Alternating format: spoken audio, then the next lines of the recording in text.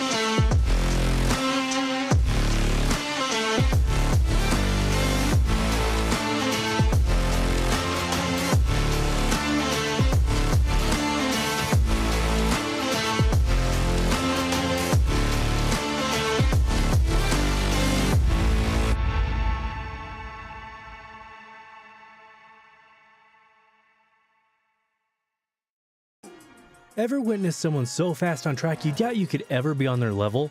The mission of Advanced Motorsports is to demonstrate the speed is achievable for everyone. With the expertise of some of the best sim drivers in North America, we are set to release free content on social media and comprehensive guides on our website. For those seeking the ultimate experience, our Advanced Motorsport Institute and personalized coaching sessions are the way to go. No matter your level of experience, we invite you to follow us on our social media to learn to be fast.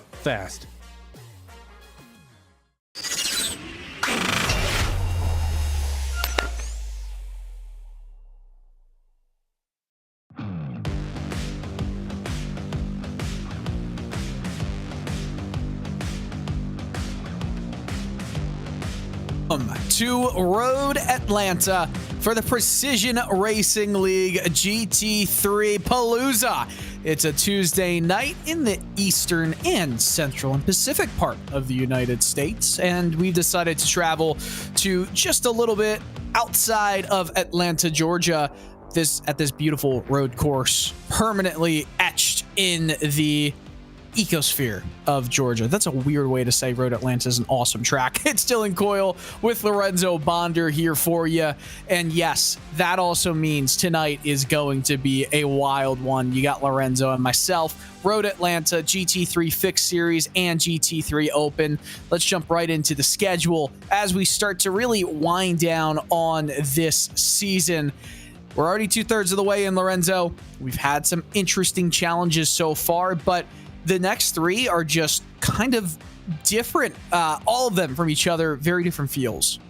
Yeah, it's going to be an interesting. They all race kind of differently. Okayama is not going to be an easy track to overtake Mount Panorama just on Bathurst 12-hour week. It's wide open and lots of cars can go up in the wall, die, maybe go down the mountain and have a really long day. But it's always an exciting race whenever they go to the Australian mountains.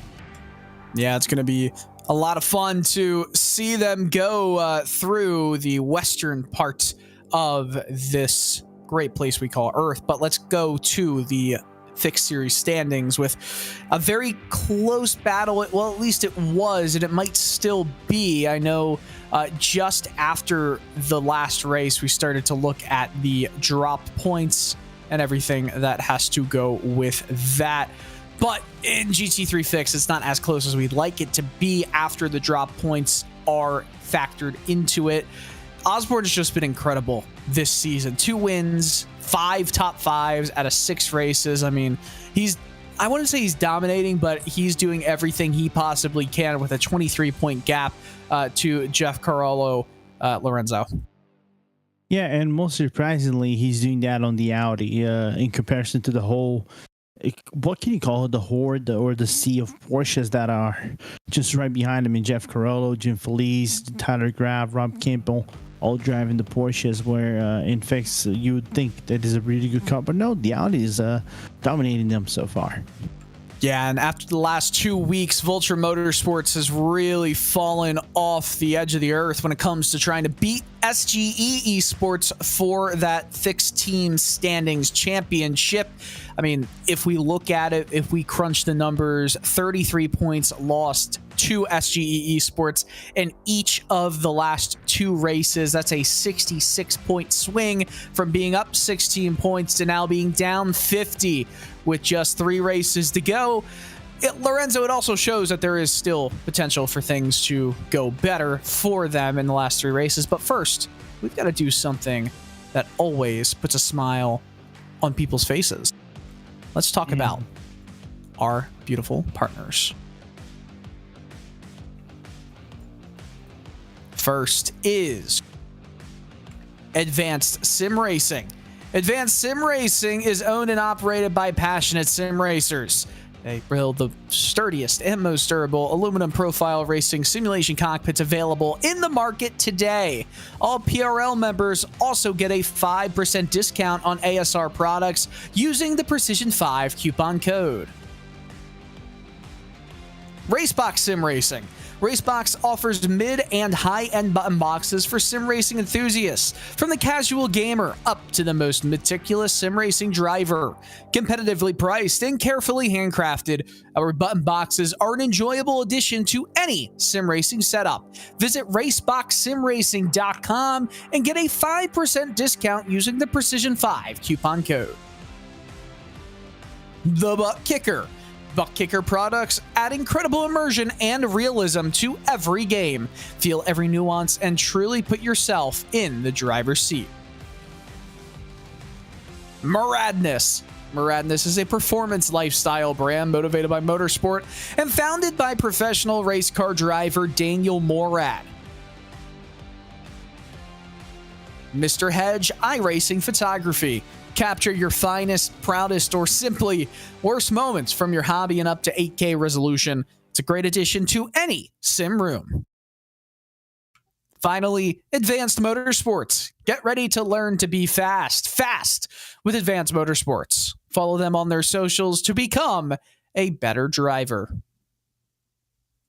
Road Atlanta, of course, is the site of both GT3 Fixed and GT3 Open races tonight, and we're currently in the midst of qualifying with 6 minutes and some change remaining with this GT3 field. Jim Flee is currently up top on the leaderboard, but we currently watch the 93 of Rob Campbell get to work, currently 200ths back of Feliz for that top spot. Top 4 drivers, all in Porsches, which I don't think is any surprise. Of course, Lorenzo, you talked about the Audi having something to say about it in the Drivers' Championship, but it's pretty much all Porsche from that point back. No, it's interesting. Basically, the Porsche in the season fixed setups might be one of the most well-rounded cars, together with the Lamborghini and the Ferrari. In this track, you can kind of like drive the track to your own accord, which is really good. The draft for the Porsche is really solid. I would say maybe only the Lamborghini kind of has an upper edge on average, but it's a good car to drive nevertheless. It's gonna have an improved behavior over the bumps, though. Anything but the bumps, not that, Dylan.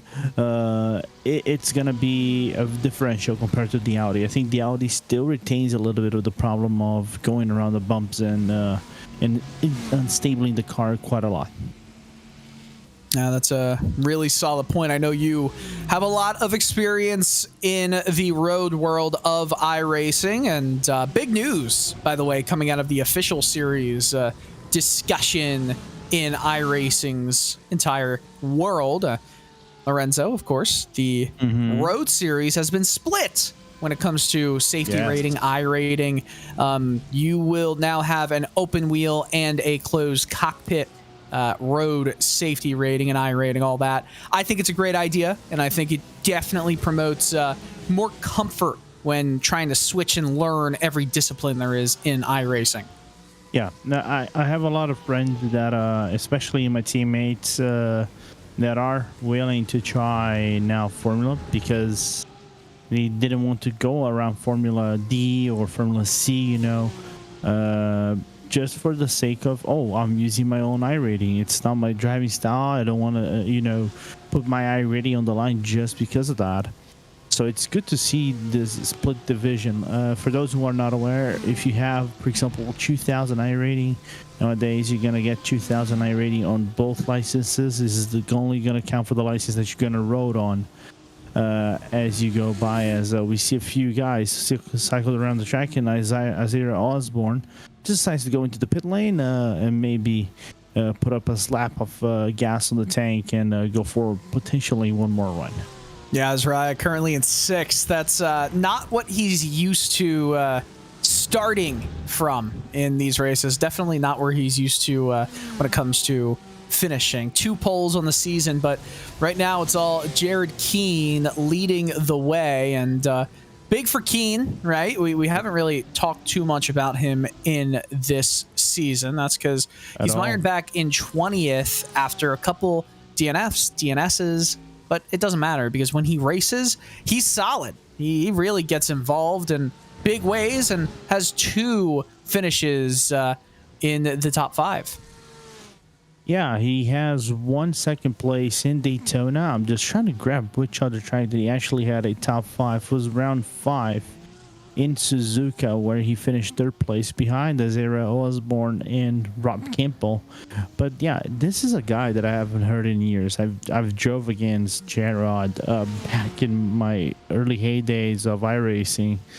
A few officials, and I think I did a few also entrances with them, and he's a very good driver, knows how to learn the car, you know, and he's always for fun. So it's always good to know that he's still going in strong with the Speedworks racing team. Well, Rob Campbell just set a really solid lap time, but he is still just under a 10th away from the 222 machine of Jared Keene. Rounding turn 1 right now. Road Atlanta, a fun track. Talk us a little bit through a lap here and the difficulties that drivers will have, Lorenzo. The first thing they're gonna have a difficulty. I think we're gonna look from Isaiah Osborne. I don't know if it's gonna be in time, but anyway, it's find yourself a good place to set your car around here, 10A, 10B, which is this 90-degree left and right hand chicane. Set yourself up for a really good run. 115 down in the board. He's gonna be just in time to get a lap in.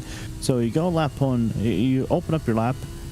Position your car as to the left as you can, nearly clipping the grass. Brake around 4th gear. Throw your car in. Go up the hill. Just don't go way into the curb. The curb will throw you off. Maybe spin your car around. Here is a blind crest. You have to throw the car in a way that it sets yourself up to the next 2 corners and then go down the S's as you see right now. Now its positioning is key to this turn 6, and don't overset your car into that curbing outside. The car will jump like crazy, bounce around like a pogo stick. Here it's going to be easily turned into 3rd gear, 4th gear if you want to have a little bit of understeer on the exit.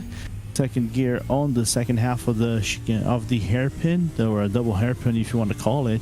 And then it's a long straight. Basically, this is where you want to grab as most speed as you can, maybe ride the draft out of somebody else in the car seat, and then ride down the hill, and then position yourself again into the braking zone right around the 100-meter board is where you're going to brake. Throw your car in, maybe 3rd to 2nd gear, just add rotation, and then outside you're going to try to get as most speed out of the car that you can for a lap.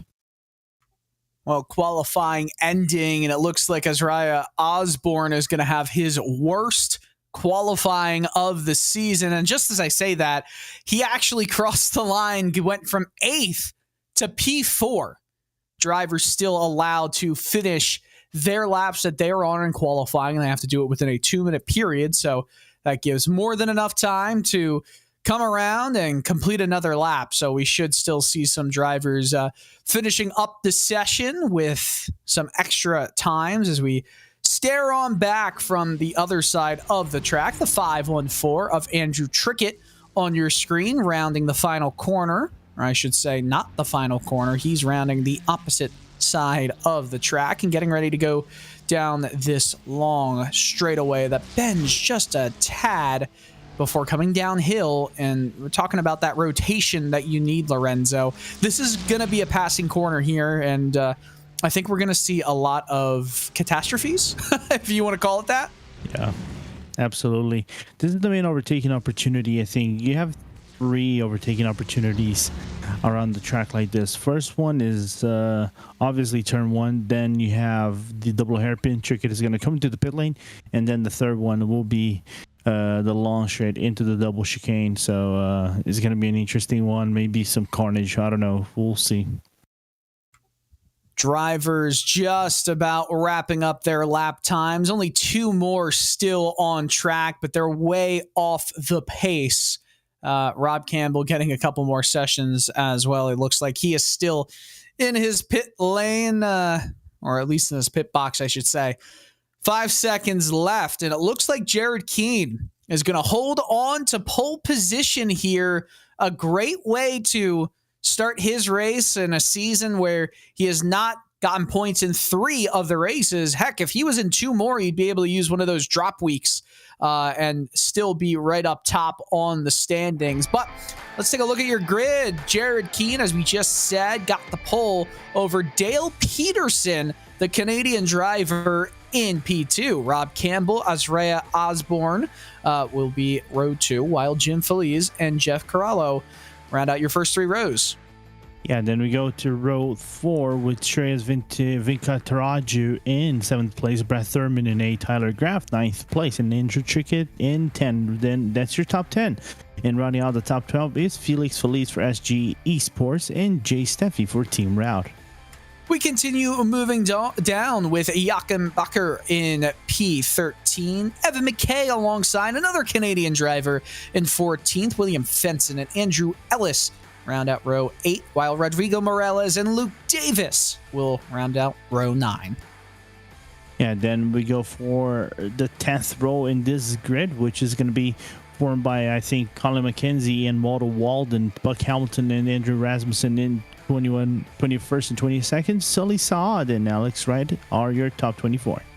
Continue moving down to the 25th position. It's Neil Alexander for Parabola Racing Cobalt, while Christopher Rhines in 26th alongside Jared Deploy and Travis Pruitt, 27th and 28th, while David Morse and Robert Jeffries start 29th and 30th. Yeah, we go to Ian Cabanas, Sean Mulholland, Joe DeWeezy, Ryan Luna, Nicholas Johnson, and Steve Bemmer are your 31 to 36 cars in the grid. And just a couple more here before we wrap it up. Joseph Carnes, Kevin Berquist, and Brian Hoskins all the way back in 39th for this 39-car field of GT3 machines at Road Atlanta. Pacing here, and I'm excited for this one, Lorenzo. Road Atlanta always is a treat. We're going to go through a full pace lap, it appears, and you know, it's not often we get a full pace lap of a road course race, but gives us some more time to kind of collect ourselves and collect our thoughts before the madness gets going here. Yeah, it does. So we're going to have 35 minutes of racing, and this is going to be crazy from start to finish. We know draft is the key over here for you to be in contention to fight for someone or basically reward yourself on somebody else's mistakes. If you are in with outside the top 15, I would say good luck trying to move up the field. That's where the carnage, I think, will be, because you just have a clutter of cars. Imagine 39 cars in the track. That's IMSA level. Only IMSA, I think, has so many cars around in a tiny track like this. And when I say tiny track, this is only 4 kilometers. So it's a small track. It can get very clustered with traffic as you go on lap by lap, especially towards the end. So should provide us an enticing race, especially if things get really, really close between the leaders. For my fellow Americans, that's 2.54 miles, this 4-kilometer and change road course. 67 degrees Fahrenheit. Ha! Got you there, Lorenzo. Track temperature with 65-degree ambient temperature. It's 5:18, so the sun is starting to move towards the horizon, and it might even get a little bit darker as this race moves forward through 10A and 10B. This chicane complex coming up. It's going to be a action area here at Road Atlanta. It's a great track, great scenes. It's got great fans when you can hear them and see them. Always a track on people's bucket lists, and for good reason. These drivers come down the hill of turn 11 and 12 to get to that start-finish straight. Green flag in the air. We're racing here, heading into turn 1, storming into turn 1. Drivers pulling to the inside. The 93 trying to take the lead away. Rob Campbell has inside positioning, but he's going to be on the outside coming into the first part of the S's. Yeah, it looks like Dave Peterson got a little bit lost on the entry of this start of the race and lost about 3 spots already to everybody else in the pack. Yeah, Peterson lost at least 2 spots right now, showing up as 4th in my timing sheet. But hey, from starting from 2nd and being back into 4th on the first corner, not good at all. The 5 trying to find a way down the inside. That's Jim Feliz and Jeff Corallo as we head into turn 6. These 2 right-hand 90-degree corners, 6 and 7. Some contact. Oh, and a spin in the slow corner. Yeah, I think that looks to be Jim Feliz and actually got spun around in that contact. I think between 3rd and 4th, it could have set like whole chaos around the track. Oh, it absolutely was, Feliz. That's a huge mistake. It's just a small error, but it compounded itself, and he's way back in the field in 30th. Continuing to lead this race is Jared Keene, but he's got 2 drivers right in tow. I mean, we were just talking about Isaiah Osborne potentially having his worst qualifying of the year, and he's already up into 3rd. Yeah, but not only that, I think he took advantage of the fact, like we said before, Peterson just didn't have the greatest of start. He was just way back in comparison to when Jared Keene launched himself into the final corner, and then everything else just ensues right after. You can see cars trying to go side by side into turn number 2 right there, or 3 if you want to call it. Actually, turn 3, and going side by side over there is never, well, good enough. You need to be at least one line following the toe of the other driver. Otherwise, it's going to result in chaos and carnage. You're going to lose seconds to the guys in front of you and let drivers behind you gain those seconds as well if you try to go side by side. Here's a replay. Oh, there was some contact. Is that Jim Feliz? Yeah, that's Feliz, but there was another car that got spun around. I think there was a BMW from what it looked like, or Porsche. Yes. Yes, so Bacher, actually, there was some contact. I thought that's what happened to Feliz, but it was actually Feliz and another issue earlier on, as we saw, collision, and it actually happened right around each other. So here's another one. Travis Pruitt back in the 38th into the wall, slow corner, bites him. I mean, we talk about how these cars drive very differently to each other, and the Porsche, which currently has the 1st and 2nd positions in this race with the Audi of Osborne right in tow, I mean, there's a lot more oversteer and snap to it because of where that weight distribution of the car is, the fuel tank being at the front, Lorenzo. Yeah, and it's a mid-engine car, so naturally it's going to be more oversteering. Actually, funny thing, both cars are mid-engine if you want to think about it, because they're the Audi as well. The engine sits within the mid-rear portion, or you can even say this would be a rear engine car as well. I think this is one of the 2 brands, 2 or 3 brands that are rear mid-engined rather than front engine. But nevertheless, it kind of, you need a setup that doesn't offset the balance of the car, as Keene defends the inside of Campbell as he's going to try to go for a dive bomb. I think this is going to be more of a, hey, try and defend the inside. I'm going to go back to the outside and get a better run going down the hill. It's working out in actually Keene's favor. I think it was a good defense right there. But it was a pop out from Campbell just to say, hey, I'm here. I'm going to start to attack. I don't want to go too hard too quickly, right? We're only 4 minutes into this 35-minute race. Yeah, we have an expected out of 27 laps around this race, so it's quite a lot. Well, given the fact that this is a short track for American standards, if you want to call it, but makes racing kind of interesting nevertheless. But looking forward to see also the field strategies, as well as we see the sunset just blaring on your face just before turn 5. That's going to get worse, too, as this race continues to carry on. 30 minutes of time for the sun to move even closer to the horizon. Look at that, coming around turn 6 and into 7. That's fun. That's exciting for us as viewers and commentators. It might not be that fun for the driver, as we see now in 37th. Jeffries had a mistake. Yeah, got loose, some oversteer, and the job was finished around turn 12. Not much you can do there if you're right in behind the 803. Yeah, was that turn 12? I think that was turn 1 from what it looked like to be. Was it? Okay, I thought it was the final Yeah, because corner, but you might be right. Yeah, because the way the car is kind of like going uphill. He's trying to get his car uphill, and that corner is kind of like you have to commit yourself towards the inside line and have a good run. Here's Rob on the inside. Dylan. Oh, he's got this. He's got this position. Maybe, yes. It took a little bit longer, but he finally cleared the 222 of Jared Keane. Some good hard racing right there, and now Keane falls back to half a second behind Campbell, and Osborne smells blood in the water. Yeah, but I think he's just playing, you know, the patient assailant. You know, he's just waiting for the perfect time to snipe and get these both. But the problem is, everything else that is stood in front of him allow Peterson, Venkataraju, Carollo, Thurman, Graf, you can even say Trickett of sorts, to come in and make what was a 3-car train basically a 9-car train, which is insane to think about. Yeah, this is a long train. You'd be waiting for a while if the train came through your neighborhood. Neil Alexander, another replay, went way too off the pace at turn 5, the end of the S's. Big hit into the outside wall. It might be race over for him, and it's unfortunate, but if you go into the curbs on the exit of 5, then you're almost completely toast, because the unbalance in the car, it's massive, Lorenzo. It's massive, and no cars like to take that bump. There's literally none. And I talked to drivers that have driven around this track.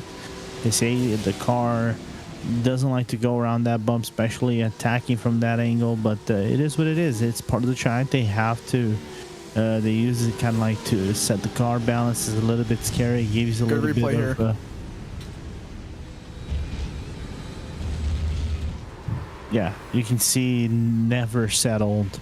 On the exit of the corner, the car still basically nearly on full lock. Oh, here is an attempt at a move from Dale Peterson, and something must have happened, because the train is now segmented between third on back. 2 seconds in between the 8 and the 99 right here. I wonder what happened to get that big of a gap in one lap. From what it looks like, Venkataraju and Peter and Peterson were battling for position, and they just lost so much time around the corner. Now here goes Graf on the inside. Can he take that on the outside? Now can he take? Oh no! A spin! Some contact, maybe. Avoids the barrier in the tire wall and gets back on track a bit dangerously, but at least off the racing line to get back up to speed. But that's multitudes of positions lost right there. An unfortunate moment for Tyler Graf. A little contact, but you got to say that's probably just a bit of a racing incident, and maybe Graf should have taken his foot off the throttle momentarily there. Yeah, 100%. This is on Graf. Unfortunate to see Tyler having this kind of mistake. Normally on road, he's kind of a solid driver. See not only his performances here on PRL, but also on Lionheart whenever he drives the IR18. So it's a little bit odd for him to do that kind of mistake going side by side. This isn't the first time that he's made a mistake. Currently running top 5 in the championship. But Graf also had probably not his most brilliant race back in round 3. He qualified in 9th, but if that wasn't bad enough, he continued falling back, and way back, and fell in the 30th 4 laps down. Part of the reason that he is not really in major championship contention, even though he's just 32 points back, right? He's you can say it this way, he's 10 points out of second, but 32 points back out of first. Another incident for Neil Alexander, and another spin, some contact from 2 drivers in behind, but Alexander not hit. Problem corner, turn 7. Yeah, which is the corner I expected to have the least amount of trouble. I expected like corner 3 to have a little bit of some trouble. We know 10A, 10B normally would be the problematic corners. I'm never gonna get over like saying 10A, 10B, but anyway. I don't like it either. I don't like it. They're two different corners. I know, right? Big hit in the back. Cars spinning. Ooh. Flying smoke everywhere through the glistening of the sun rays. Oh, they're still spinning.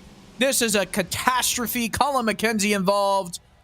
Unbelievable scenes. We'll get a replay. Rodrigo Morales lost it. Came back out onto the track. Cars just kind of blind corner, right? You're coming over the S's over turn 5. It's hard to see. And that's race over for a few of these drivers. I want to look from the replay. All right, looking from McKenzie's perspective. Oh, nothing you can do right there. Boom. It's hard to say, hey, you know, take a moment to just be careful of your surroundings. We'll watch from a replay. You see smoke. It's just, there's barely any time to react, but you almost feel like he throttled up right there, you know, to try and get through it. And I understand that. Big hit. Holy cow. Yeah, that's just over the crest, so nothing you can do right there. Especially if you go over, that is blind, and that is basically blinding. So as soon as you get over the crest, you're only gonna then see what is like ensuing in front of you. So you have little to no time to react to anything that is happening in front of you. But other than that, it's unfortunate. I really would like to see from Morales' perspective. Ow! Goodness me. And again, this is a driver who has had issues earlier in this race in Joachim Bacher, and oh man. Oh man. I mean, that's a jump scare and a half. There is a perfect way for me to say this, but this wouldn't be PG. I mean, this is a PG-13 broadcast, but you don't get one usage of that word. No. It's like, have you ever seen Dexter? Then you know no, but I know what it is. It's a. All right. You know what continue. I mean. Well, continue. I don't really know what you mean, but I do. Oh, it's the guy saying surprise and then follows the word. Surprise! There's turn 1 coming up, and you're sliding Morales. through. Oh man, God. what is Morales doing? That's the second time that there's been an incident caused because of his initial mistake. Sean Mulholland was the one who was victim, and he just kind of gets hit from behind and hits the wall hard. And I mean, I get it, right? You're in the middle of the track, you want to get out of the way, but he moved multiple times in multiple directions. Be predictable if you're stopped on track. Thank you, man. Thank you.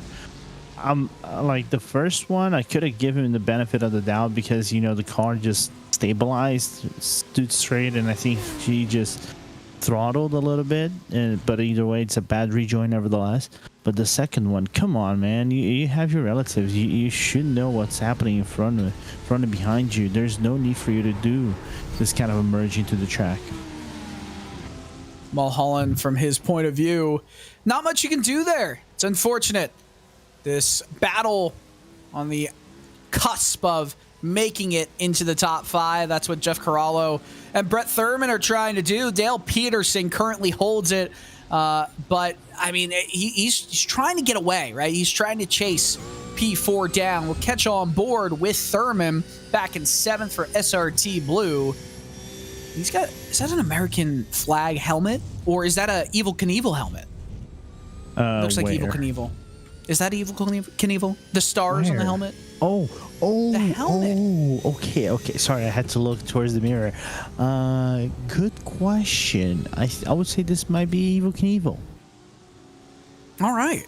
I like that. I don't really know much about Evel Knievel. Educate me in the comments on YouTube. RaceSpotTV, PRL. Hey, if you want to get involved in PRL racing action, signups for next season, I believe, will open in the next few weeks. 4 seasons per year, around 9 races per season, and every night of the week, Sunday, Monday, Tuesday, Wednesday, Thursday. Okay, maybe not every night, but most nights of the week, you can race in over 10 disciplines, 10 series that the PRL provides. And you can go to precisionracingleague.com for more info And of course, make sure to follow RaceSpotTV on all your social media platforms and YouTube. Keep subscribed to RaceSpot on YouTube to catch all the live broadcasts, to hear from people like myself, Lorenzo, Arjuna Kenkipati, Joey Tebben, and more. Yeah. Oh, don't hear from me. Pit stop, Tyler Graff, remember, has had some issues in this race already. Maybe going off strategy here. Everyone will need to pit very soon, Lorenzo. Yeah, they need to pit, and it wouldn't be a bad strategy for you to get that undercut. But the thing is, you cannot find yourself within cluster traffic, and I think, not a bad move what he did, even though I don't know if I would say call it early, but anyway, it's something. It's never late to try anything new. Oh, thank you, Dane. Is this Evel Knievel, or am I just hold up. Lorenzo's gonna do the work.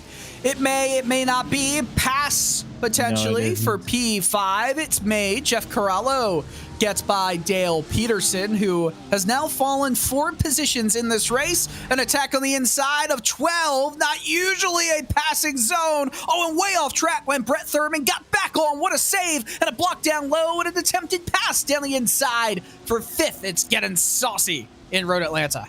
You got a little bit of an RG-bargy right there, but it's always good and legal, and Rolo made it work nevertheless.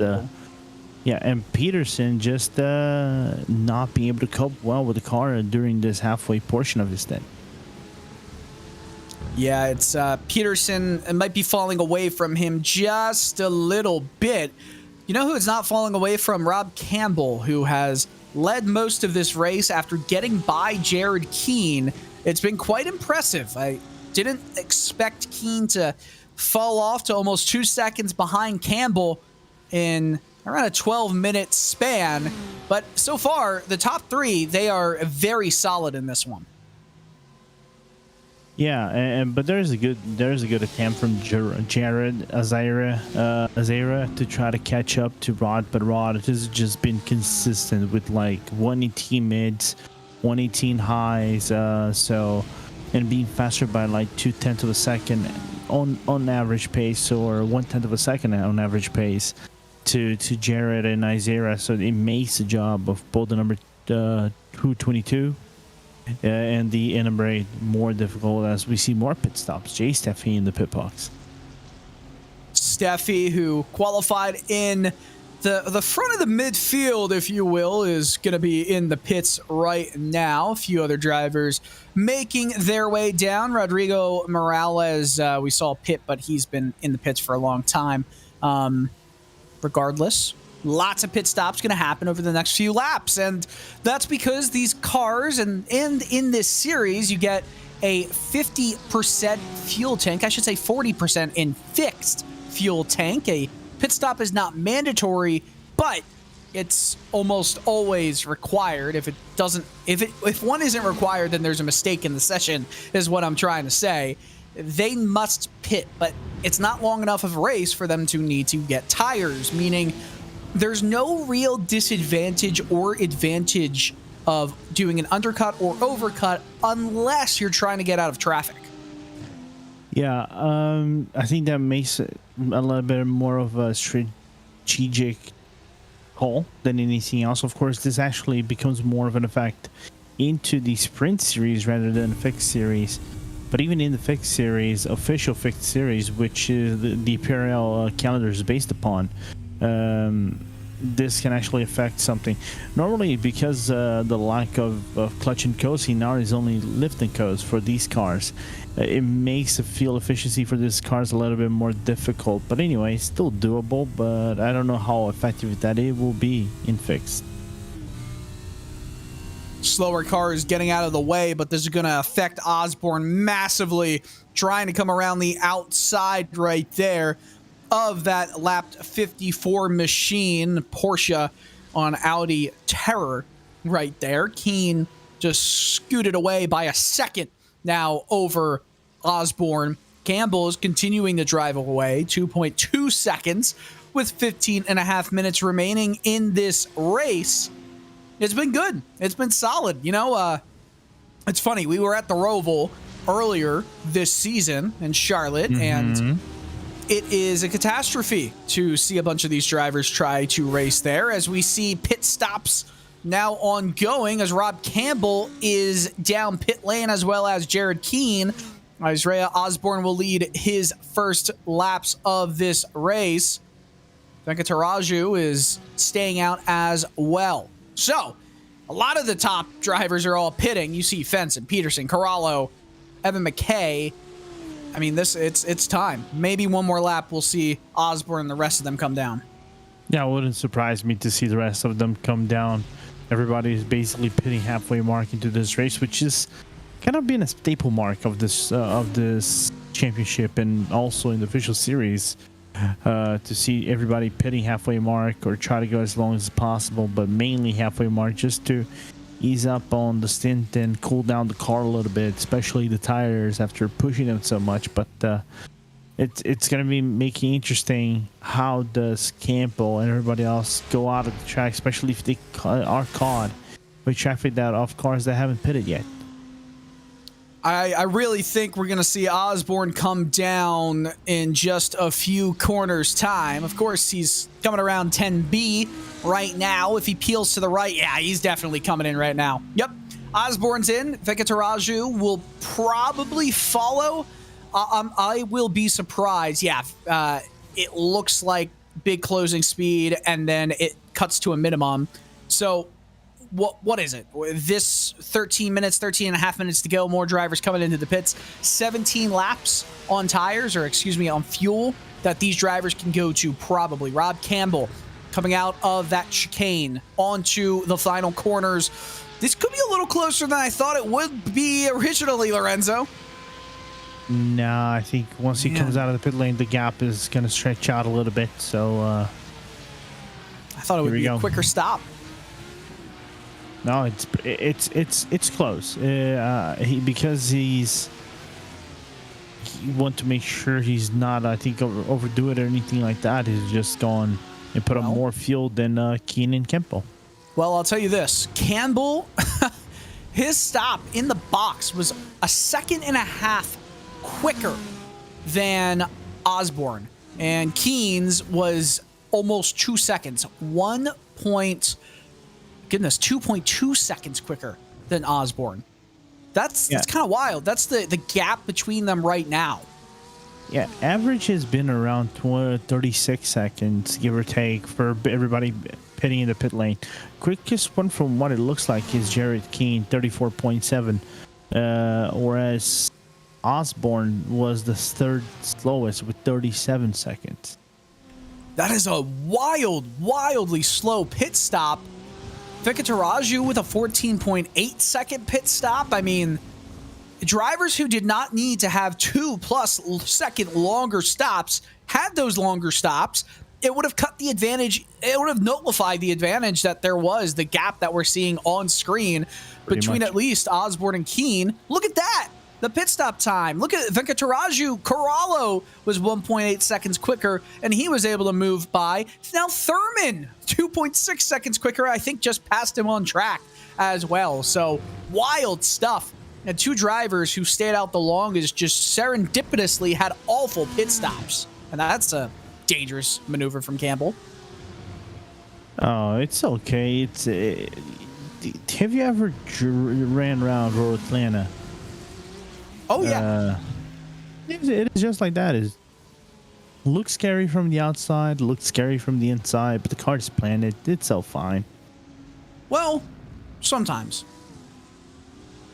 Mainly when you're driving, that might be a little bit problematic. Right. But anyway. Hey. I know that you did prove yourself to be RaceSpotTV's most talented iRacer this time around. Sorry, I am RaceSpot finest. Get that right. My bad. RaceSpot's finest, but I was one of the top 3 scorers, and I think 2 of the rounds in the bragging rights race for RaceSpot, with my best finish coming in the open wheel race at Silverstone. Don't ask me how. I know, right? Makes no sense. Our producer, Dane, is saying that he won Petit Le Mans in the GTP category last year. All right, bud. He just wants that recognition that we Give him a pat in always the like to back. give ourselves. We're giving him a pat on the back right now. If he says he actually won PT Le Mans with Lewis and Arjuna or someone else like Lewis and Cam, then I'm probably gonna say, well, that's actually a feat for you to win a PT Le Mans with Lewis and Cam riding the car. That is actually a feat. And that's like having a NASCAR driver be the fourth driver in a GTP. No. It's kind of like, think of it this way: you're Max Papis, Boris said, and and then you can basically Kenny Wallace driving. Okay, I mean we're going the road course ringers, or how about the latest road course ringer who drives the number 97 Chevrolet Camaro for Colleague Racing in the NASCAR Xfinity Series, Shane Van Gisbergen. I know you're excited to see him in Daytona, aren't you? Oh yeah, well I've already seen him a few times in the race shop. In your office, okay, in the race shop, but I mean on track. Yes, I am excited, and I am very excited to see if he knows the meaning of ARCA brakes. Yeah, because he got a race in the ARCA race on Friday to technically be. Are they still running the late models? Are you asking if ARCA? The ARCA series? Yes. Yeah, ARCA Menards is still running like Gen 6 Cup cars and older models such as that with these ridiculous looking splitters and valences. It's weird looking for sure. But it's going to be fun. I'm going to enjoy it. It's going to be a lot of fun. This race and this battle has been fun. Dale Peterson is not having fun. His number is 6, and that's how many positions he's lost in this race. Yeah, with from P2 all the way down to P8. I don't know. At least you're within the top 10, but of course that might take a little bit of a hit on your psyche because I cannot match my qualifying pace. And for some drivers, this is actually frustrating. Not being able to hit that thing or not getting anywhere, like the car's behaving oddly or something like that, but even though you're trying your best and it's just not getting it. Well, this isn't the first time that he has had a really solid qualifying performance. It is by far his best one, at least this season, as we see Steve Bammer bamming himself big time into the tire barrier. I mean, Lorenzo, there is missing the corner exit, and then there is just forgetting that he must turn. Think of it this way. No. Think of it this way. If you want to crash out in style. Oh, what a save. Oh no. Please. Did you say what a save? And not even a kiss to the barrier. Good. Oh, there's the kiss. Definitely the car is not Felice. It's definitely Triste or something like that. Well, he's trying to... Oh, okay. Please don't... yeah, so you saw that little dip right there going up the hill from 1 to 2, and that's when the car got unbalanced, and that's where he lost it. Hello there. Hello there. All right, Obi-Wan. It's not the first time that Peterson had a great qualifying performance with a really not... I guess this has not been a bad race for him, right? He's only dropped 6 spots. He's still running in the top 10.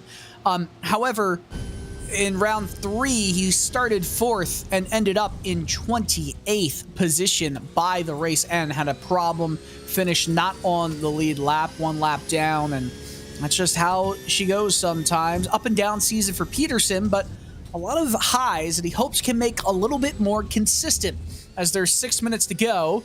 Battle for P5 right now. We also have a battle shaking up for 2nd place between Osborne and Keene as we watch from the camera angles we have scattered around this road Atlanta racetrack underneath the Moto Bridge. And this is going to be a big run down this straightaway into the chicane for Osborne. I mean, maybe not now is when you make the move, but the time is definitely running out as there's a big block down the inside. Osborne thought about it again. Yeah, he looked like he wanted to do it, but I think that hurt him more than it helped him. No.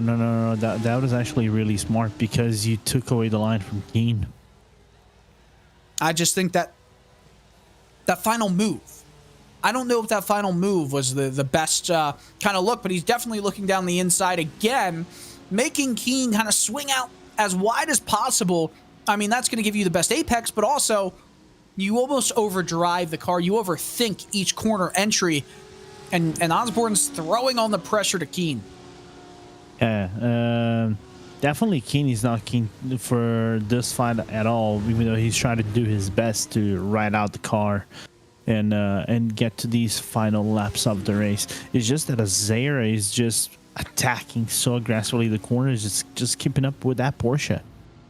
The question is Jeff Corallo going to catch up as well? 2nd and 7/10 back of this battle for second.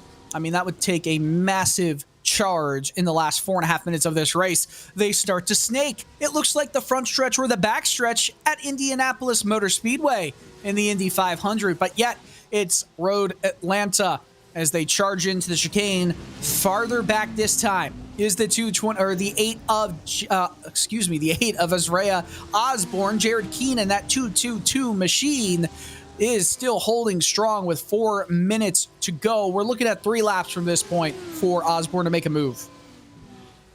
Yeah, I think he's just cooking right now until he actually finds the spot for him to attempt an overtake with basically 2.5 laps to go. The thing is, once he makes that move, he has to clear himself and execute that move to perfection. Because if he loses just a single second, Corolla is right on their back bumper, riding their draft, and becomes a 3-car fight with 1 to go and nothing in. And people, they don't have anything to lose. I think Felice just had an issue. Felix, I mean. Yeah, Felix, he dropped back pretty quickly right there. But you mentioned Jim Felice, who came into the championship standings tonight in 3rd, 29 points back. Here is Felix Felice. Boom. A little bit more than a kiss right there to that tire barrier. But Felice has had an issue tonight. Tyler Graff has had major issues tonight. They were 3rd and 4th in the championship standings. Does this maybe open the door up for Rob Campbell, who probably is the last driver in the championship standings who has a mathematically, significant shot at winning it? Osborne, who leads the championship, currently 3rd in this race, but all the bonus points, all the points from this race would go to Rob Campbell, who is driving a fantastic one right now. I mean, Campbell so far this season has 3 top 5s, but has yet to get a win, is on the way to do that right now. And the difference between he and his championship rival in Osborne is 2 for the time being. Yeah, which is little to nothing as Peterson just loses 1 more position to Jay Steffi. I would say, of course, not prior to the start of this race, even Fenton in 6th place had a chance, or even Jay Steffi just running himself outside, of course, job points, counting and everything. But for basically Keen and Campbell, it's a really good race, and we're gonna see Sully Saad just basically driving himself into the tire barrier just outside turn number 5. Yeah, it definitely looked like Saad drove into the barrier. Oh no! Is Keen... Oh, no, I'm sorry. I completely got excited for no reason. I saw a car going into the pits. Blame Dylan moment right there. Yeah, that's an oof. That's an oof. Minute 20 seconds to go in this one, which means we're definitely going to get 2 more laps from this point on. So an extra lap for Keen and Osborne to get to business here. And here's the thing, Lorenzo, as Andrew Ellis goes side by side for P10, trying to hold that spot over Buck Hamilton. Did it well for the time being. Gonna have to do that again 2 more times. Rob Campbell, who's currently on track en route to the victory, has only won once in top-level GT competition in the PRL. He's got 12 GT4 victories, so he knows how to win races. It just hasn't always come at the top level of the GT ladder here in PRL, but he's looking to become a multiple-time winner in top-level GT racing here. Yeah, which is really good to know. It's coming. That win is coming just in the nick of time. And well earned for him, and definitely is going to put him well within the spectrum of of potentially top 3. Or even top 2, or being second place in the championship. Of course, drop points county, and like I said before, Graf, even though he didn't have a good race in some of the rounds, it's enough for him to have drop points available to burn. So we'll see how the championships is gonna shift with 2 races to go. But Campbell, what a drive. 396 drivers have won a race over all of the Precision Racing League's history. Now, of those 396, a smaller amount, albeit a significant amount, have won at least 2 races, 258 to be exact. However, once we get past the 2 race wins, it starts to kind of separate the best drivers from the ones who are really solid and can beat you at any day, but really the guys who always are looking to make big splashes and get big wins. Well, it looks like Rob Campbell is about to move into the top 25, a tie for it, 23rd, I should say, in wins with his 14th victory in PRL history. Campbell wins it, a dominant performance. It comes across the line with Osborne just beating out Keen, who made a mistake on the last lap. Keen, somewhere, some way, went off track and lost all that work as Osborne moved into second and Jeff Corallo into P3. The big story, though, is Rob Campbell, who wins this one, Lorenzo. Yeah, great job from the number 93, finally breaking in the mode of, winning here in the GT top tier of PRL of the Lunatic for sure. Team is going to be appreciative of the fact that he has won today. And like I said before, kind of intertwined, makes the championship more intertwined in terms of how the standings might play out once everything is done and dusted. But what a drive, and Keen with the massive blunder from second place all the way down to 5th. Yeah, I want to know what happened there. That's a big mistake from Keen, who, was pretty much perfect. Well, not perfect, right? He got passed for the win of this race, for the lead of this race after qualifying on the pole, but as close to it as you could possibly come, and it just did not happen for him at the end. He still finishes in the top 5, but he'll be kicking himself. He would like to be on the podium. But Rob Campbell, of course, race winner. We're still waiting for all the drivers to come across the line and finish it up. Still, drivers are right behind. We got to wait another minute 20 plus for them to get across. Yes. Fuel. That sunset. Oh, yes. Fuel. Is that the reason that Keen struggled here? Remember, Jared Keen had the quickest pit stop among all the drivers in that top flight battle, 12.2 seconds. If maybe he waits a few more tenths, he's there all the way. Let's look at the results real quick. After 27 laps is what we were estimating, and it's what we got. Rob Campbell in his Porsche beats the Audi of Isaiah Osborne for the win of this race, while Jeff Corallo will cross the line in 3rd. Lucky to get a podium position there, but nonetheless put himself in the catbird seat for it. Venkataraju will finish in P4 with Keen in 5th. Fenton, Steffi, Peterson, Ellison, Hamilton, your top 10. We continue rolling on with the results. With P11 as Luke Davis and Evan McKay finish 11th and 12th. Tyler Graff needed a good race, had a bad race, but kind of recovered. So good work there, but it's going to hurt him in the championship for sure. Alex Wright and Felix Feliz, top 15 with Christopher Rhines, Waldo Walden, Jared Deploy, David Morris, and Brett Thurman, your top 20 positions. 21st is held by Sully Saad, while Brian Hoskins, Kevin Bergquist, Ian Cabana finish within a minute of the leader. Robert Jeffries, Travis Pruitt, Nicholas Johnson, Ryan Luna, and Drew DeWeese, your 29 lead lap finishers.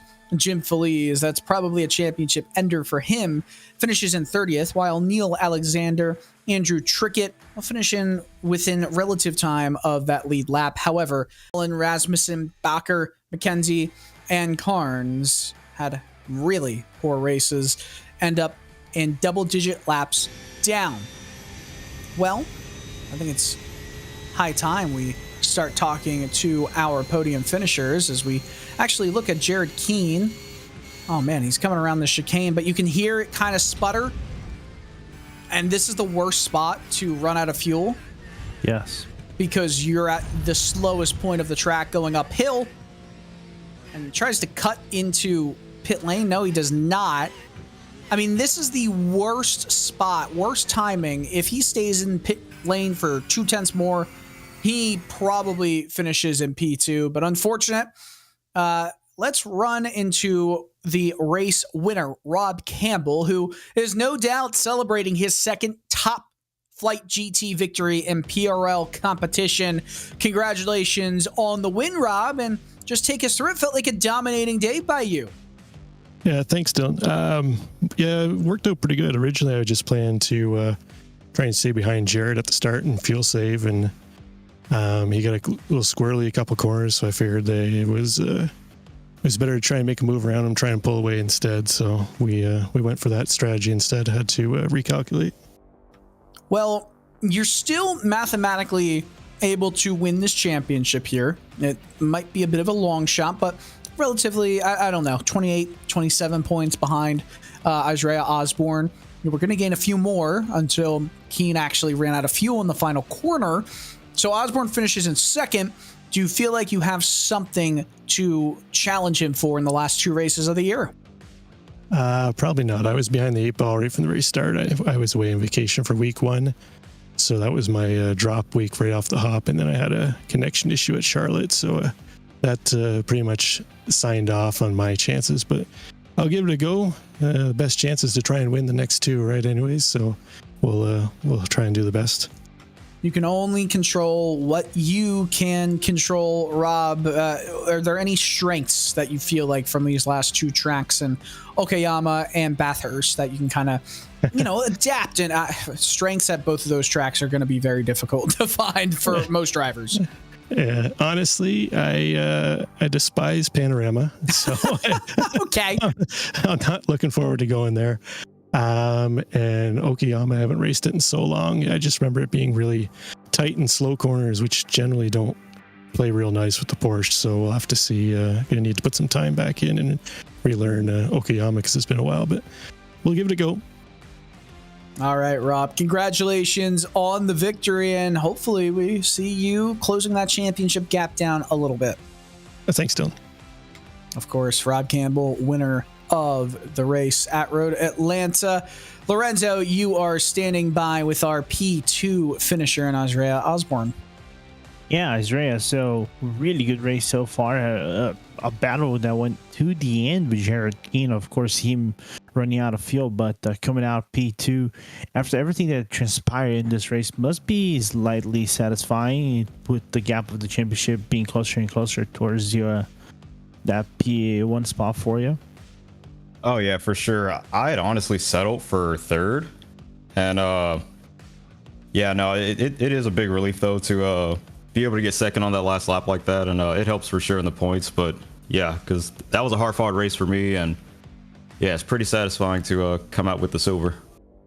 Absolutely, man, and especially when you have like two more rounds of complicated races, you would have basically two tracks that are drive differently of sorts. And which of the two tracks in this championship would you be looking for the most? Actually, Mount Panorama, I'm not sure if I'm the fastest there or like if I have any decent pace, but I really don't care for Okayama at all. So I have a lot of fun at Mount Panorama for sure. So yeah, I'm looking forward to that last round.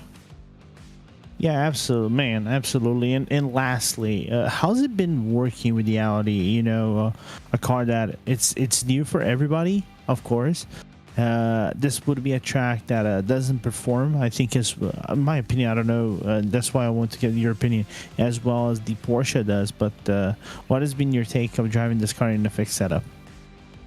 It's actually, for me, one of the best cars I've driven in fixed setup. It struggles right now in the low speed bottom end corners. But I mean, the high speed corners and even with most curbs, it actually handles fairly well. I can't drive the Porsche very well. So yeah, I've been way faster with the Audi than anything else I've driven so far.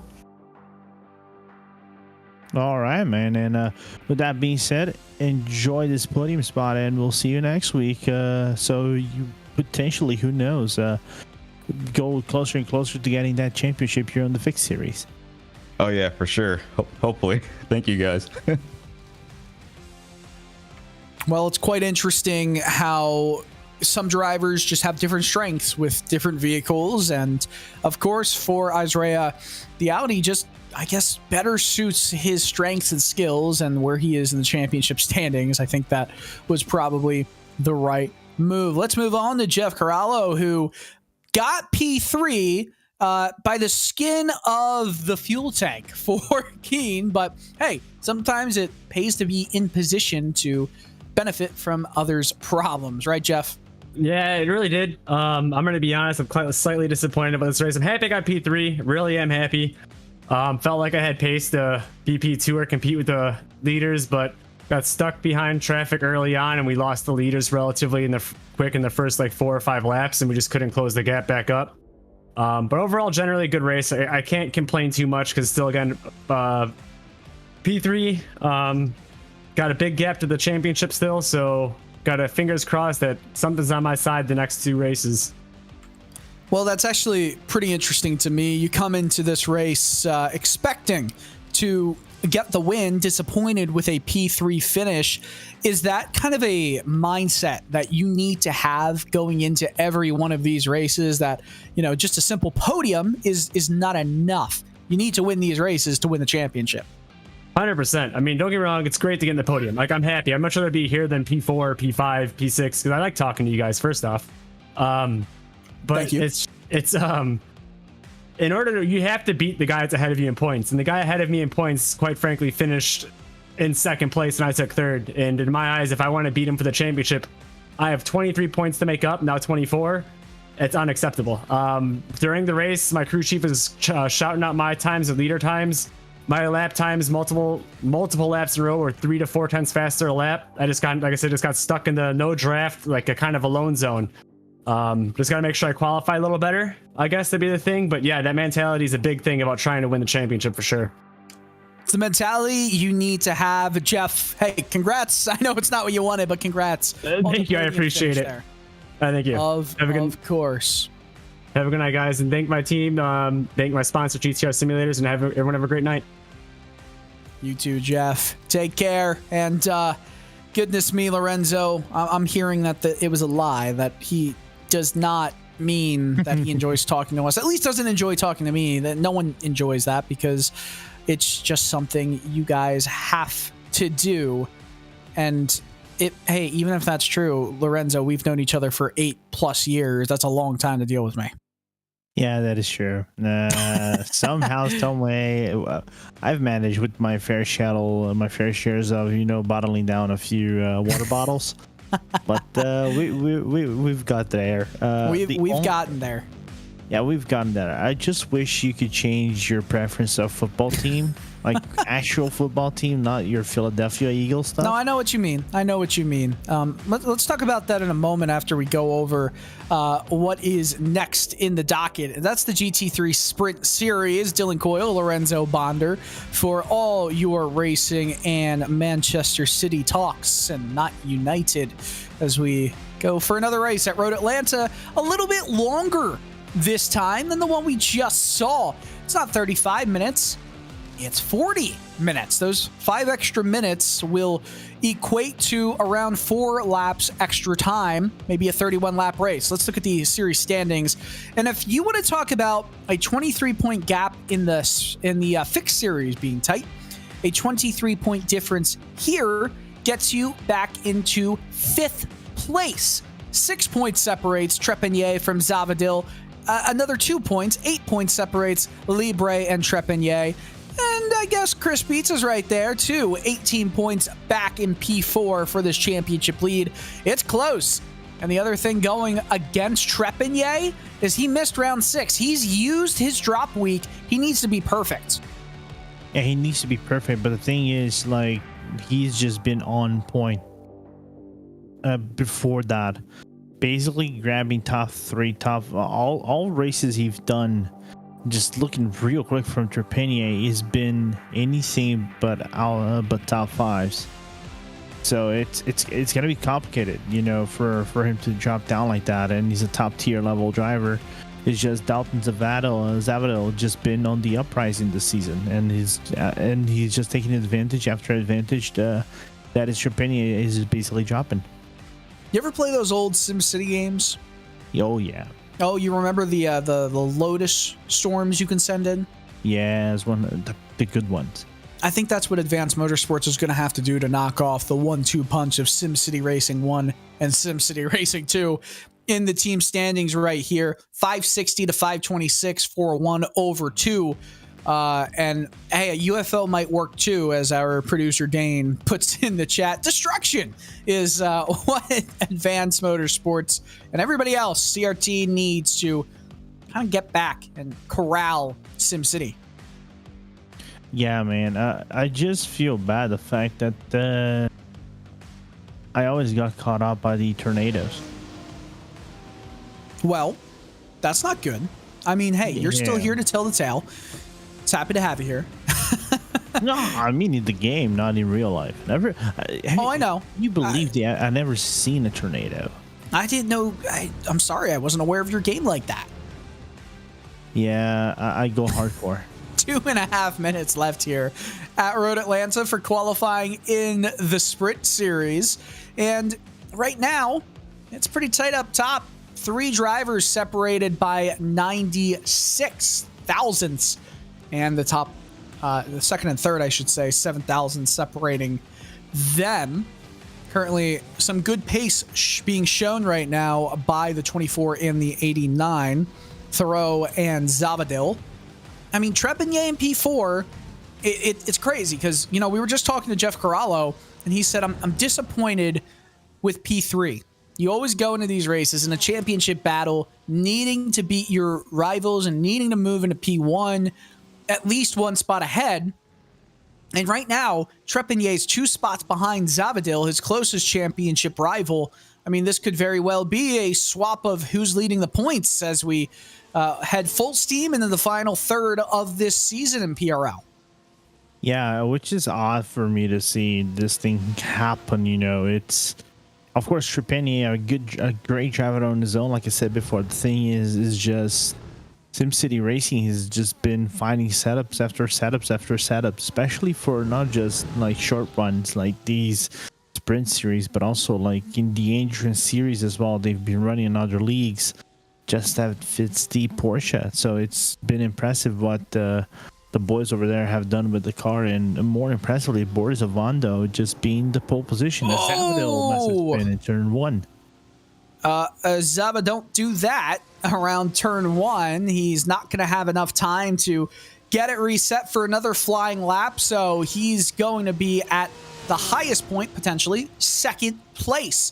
Looks like Boris Ovando is going to have the provisional spot for the next 40 plus seconds. Remember, drivers can finish their flying lap, so give it another 2 minutes before we can officially say that Ovando or someone else will sit on the pole. Zavadil actually made up a few hundredths with his last flying lap there, but just overcooked the tires with that 7,000 iRating. I should say 7,000 road closed cockpit iRating. Actually, for now, whenever we go into the implement, it will. True. At first is the same iRating. It's just it copies on both ends. It's just then changes after that. Yeah, I gotta really work on mine. I don't want to talk about my road iRating. I'm good. I just don't do it enough. And by good, I mean I increased to 3,371 after my Indy race today. All right, listen, I don't want to talk about 4-digit numbers when I've got a 3-digit road iRating number. And I know, Dylan. Listen, I'm pretty solid as the checkered flag waves. Hey, you saw my performance in the bragging rights race. I should be a lot better. It's just consistency. I don't know it at all. And then something else. I don't need to talk about the 3 digits with our producer roasting me in the chat, but currently Avondo's still with that lead, but we're watching the 33 of Chris Beats trying to make some moves, and now the 22 is going to cross the line first. It's Avando who goes into pit lane. Now we go back to Beats. What's this lap time going to be? And it looked like it was a fast one, and he moves up a spot. Vincent Trepigny falls back to P5 right now. Zabadil still holding on to second as most drivers have removed themselves from the track. It looks like Boris Avando is going to get the pole position here, Lorenzo. A field of 22 drivers, so a bit smaller than the one we were just in. Nonetheless, I mean, this is a big opportunity for drivers like Zabadil, like Chris Beats, to move past or at least catch Vincent Trepigny, who's already a little bit back on his back foot right now. Yeah, it's gonna make this thing way interesting. I'm impressed that Avando got the top spot in qualifying.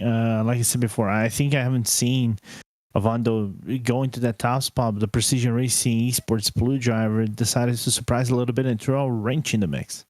Yeah, he had a DNF in round 1, did not start in round 5, but he has, even though he's way back in the championship standings, he's got 2 top 5s. Actually, he's got the most top 5s of anybody from where he is, and 17th on back in the championship standings. So when he does well, he's on his game. Boris Avando and the 22 did well tonight, at least to start off, a 1:17.699 to qualify on the pole here, while Dalton Zabadil 0.06 off will start alongside him in second. Simon Thoreau will start in third, while Chris Beats, he didn't finish in third yet. Chris Beats will start in fourth for Sim City Racing 1, right behind his teammate in Zabadil. Vincent Trepigny rounds out the top 5, while Daniel Krasowski will start in P6. Lorenzo. Yeah, Jimmy Libre is in 7th place. Abner Costa is in 8th, followed by Kevin Simpson and Martin Chris Brown on your top 10. David Mendonça and then Arnaud Genet Brown are your top 12, Dylan.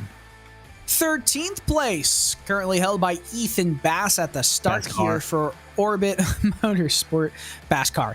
While Quacknin will be in 14th. Fernando Jaquez and Miguel Fonseca round out row 8, while JP Alfonso and Jason Allen are your 9 rows in front.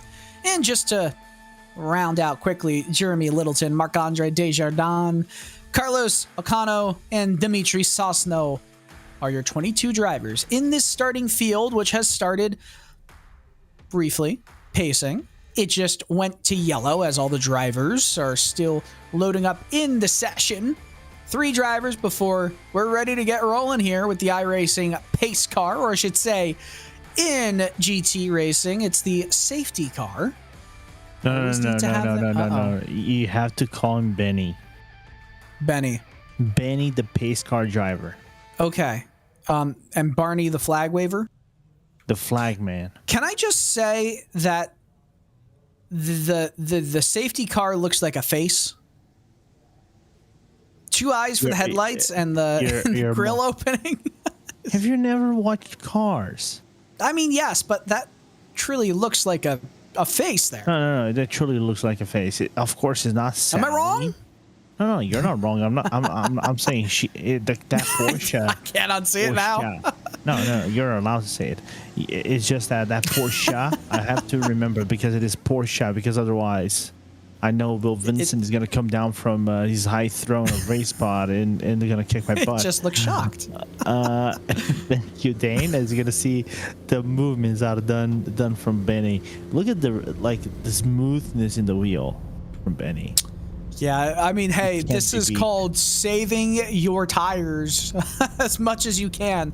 They tell you to save your tires, move the wheel as little as possible to get through the corner while also trying to be fast. I'll tell you what, Benny, the safety car driver, doing a great job of saving those tires and not moving his steering wheel whatsoever. So 22 cars in this GT3 field. It's a lot smaller, 17 spots smaller than we had in the fixed series. Do you expect less chaos in this one? Less mistakes? Fewer mistakes, I should say. I do expect a little bit more of a less chaotic race. I think this is going to be more like those who are going to try to find spots to save a little bit of fuel, as our producer Dane Barry just decides to have a little bit of a close up on the iRacing, as we're gonna have a lot of stuff coming in for iRacing the next season. Can't wait to go and have a go at the new stuff that iRacing is bringing to the table. But other than that, I just want to see Ethan inside that top 10. That Ford deserves love. While we don't have the Mustang coming up in, like, I don't know when, but it's coming. I know it's coming. Right over the top of the tunnel, one of the tunnels here at Road Atlanta, a predicted 31-lap race here. 40 minutes of race time. Pit stop will be needed for fuel as they round turn 11 and turn 12. Green flag in the air. We're underway here at Road Atlanta. And another roar into turn 1, but a lot more orderly than we saw from the fixed series race, at least from the front, the midfield, all gathered together. Boris Avando is on a flying start in the first couple of corners as he moves into the S's with around a 10-car length advantage, it feels like, over Simon Theroux. And Simon Theroux actually got a really good jump on the start of the flag, because he was on that inside line. Outside just gets too much loss of performance. As we have like P16, I was just wondering, that was Miguel Fonseca just going side by side, nearly making contact outside of 5. Yeah, that's not a place you want to. Not a place you want to go side by side with anybody. Not at all. It's already one lane once you go probably through turn 4 into the S's, and heck, even in turn 3 when you have that kind of sharp right hand turn downhill. You want to do that single file, and already, I mean, the difference between Avando and Theroux, it's close to 0.8 of a second. We'll see if that advantage can be minimized or if it grows as the laps continue to carry on and the time continues to wind down here. Move in the back, goes nowhere. Avando leads lap 1, and Theroux is a half second in front of Dalton Zavadil, who really needs a good result here, as Vincent Trepanier, the championship leader by 6 points, sits in P5. Yeah, I think right now the gap is not enough for Zavadil to, switch places in the top of the standings, but looking forward to see how the SimCity racing driver will try to close down the gap to Theroux and Avando eventually. Is just, it is a chess game. Now this race becomes like try to mark the other driver, try to follow the pace of the other driver, and open up your range of options to maybe work fuel, an opening for an overtake, and try to move up to progress from further and further into the grid. Someone we haven't really talked about in this qualifying session as we head into the race tonight is Abner Acosta. And Abner is a prolific oval series driver in PRL competition. He's really starting to dip his feet into some of this GT series racing. He's back in the standings around 16th right now, and he's been solid. He's got one top 5. He did have a DNF in round 5, or 4, I should say, and did not start in last week's race on Tuesday night, but he's been good. He's been really solid. His last race, his last result, that past round at Mugello, he tried his best, but when it comes down to it, he's done pretty dang well. Gotta say, Abner Acosta has been impressive lately. He's been really, really good. It's just kind of odd for you to see him not fighting for top tier positions. If we are to compare his NASCAR road performances, even his oval performances, when he drives with the private label Team Hype team, is just odd. It's really odd, but nevertheless, he's doing his best, and so far getting solid result in 8th place and still within the range of draft that Denny Versowski is actually providing. Yeah, and Acosta, actually at Suzuka, I should say, finished in P5, gained 3 positions from where he qualified, and right now we're seeing the big train that has formed from Mendonca. The Mendonca Mobile, it's not really a train pun. We'll get there. Yeah, that was a good try. I don't know. It was a very freshman effort. Don't congratulate me there. I'll give you a 5.5. All right, I appreciate that. So an interesting thing to note: the sun is still going down here at Road Atlanta, and 35 minutes remain in this race. A little bit over that. It'll be the amount of time that was in the fixed race earlier tonight. That was won by Campbell. Good, solid effort from him. Domination, if you will. Never got too far in front of anybody, but hey, it doesn't matter as long as you keep that gap stable and consistent all race long. I almost feel like the sun is down a little bit more this time. The temperatures probably are dropping a little bit more. Yeah, I think the temperatures is still very. Actually, they're slightly hotter. Wow, that's surprising to me. The time is pretty much the same as when it started for the fixed race. The temperature is around 7 or 8 degrees hotter Fahrenheit. And this race actually is just a tiny bit earlier, but for it to be in the 70s, ambient and track, that is a massive change, a massive swing. For the feeling of all of these vehicles. Still cold, right? In terms of the grand scheme of things. It's still cool. These tires are going to grip easily. It's not like you got to worry about too much wear. There's not going to be a stop for tires in this race, but it will affect how these cars, especially the Porsches, handle with these quick left-rights. Yeah, and the Porsches are kind of like a little bit nimble. As the 95.7 of Martin Cristo has a big issue, loses one spot. Might lose Ethan Bass on the outside. Here's Bass with the 4 GTs. There's contact between both of them, and one car spun around. A big incident. Nin, Jaquez, all struggling, and they'll try to get going again. Could have been a lot worse right there with that entire train of drivers. The top 10, all Porsches. Nothing surprising to see right there. But can we talk about Ethan Bass? Oh, please? Yes. I'm dying to talk about Ethan Bass and the car he's driving. Yes. Old school. The old school Ford GT, GT3. Yeah, I have lost count of how many times that fast Ethan Ford setup. Ethan Bass in that Ford GT3 machine. It's been fun to watch him this season in that Ford because, hey, everyone's in a Porsche, and it seems to be the OP car when it comes to GT racing and iRacing, or at least for right now with the balance of performance. Hold on to it, Ethan. He did just that. Oh, it's not. It's the second best car, actually. What's the best? The Ford? The Lamborghini, the Lamborghini Huracan. I wish it was the Ford. Actually, if you had called me like 3 seasons back, I think the Ford was actually competitive. Hey, listen, the top non-Porsche is a Ford in this race. Sounds pretty competitive to me, Lorenzo. Oh, you can call Ethan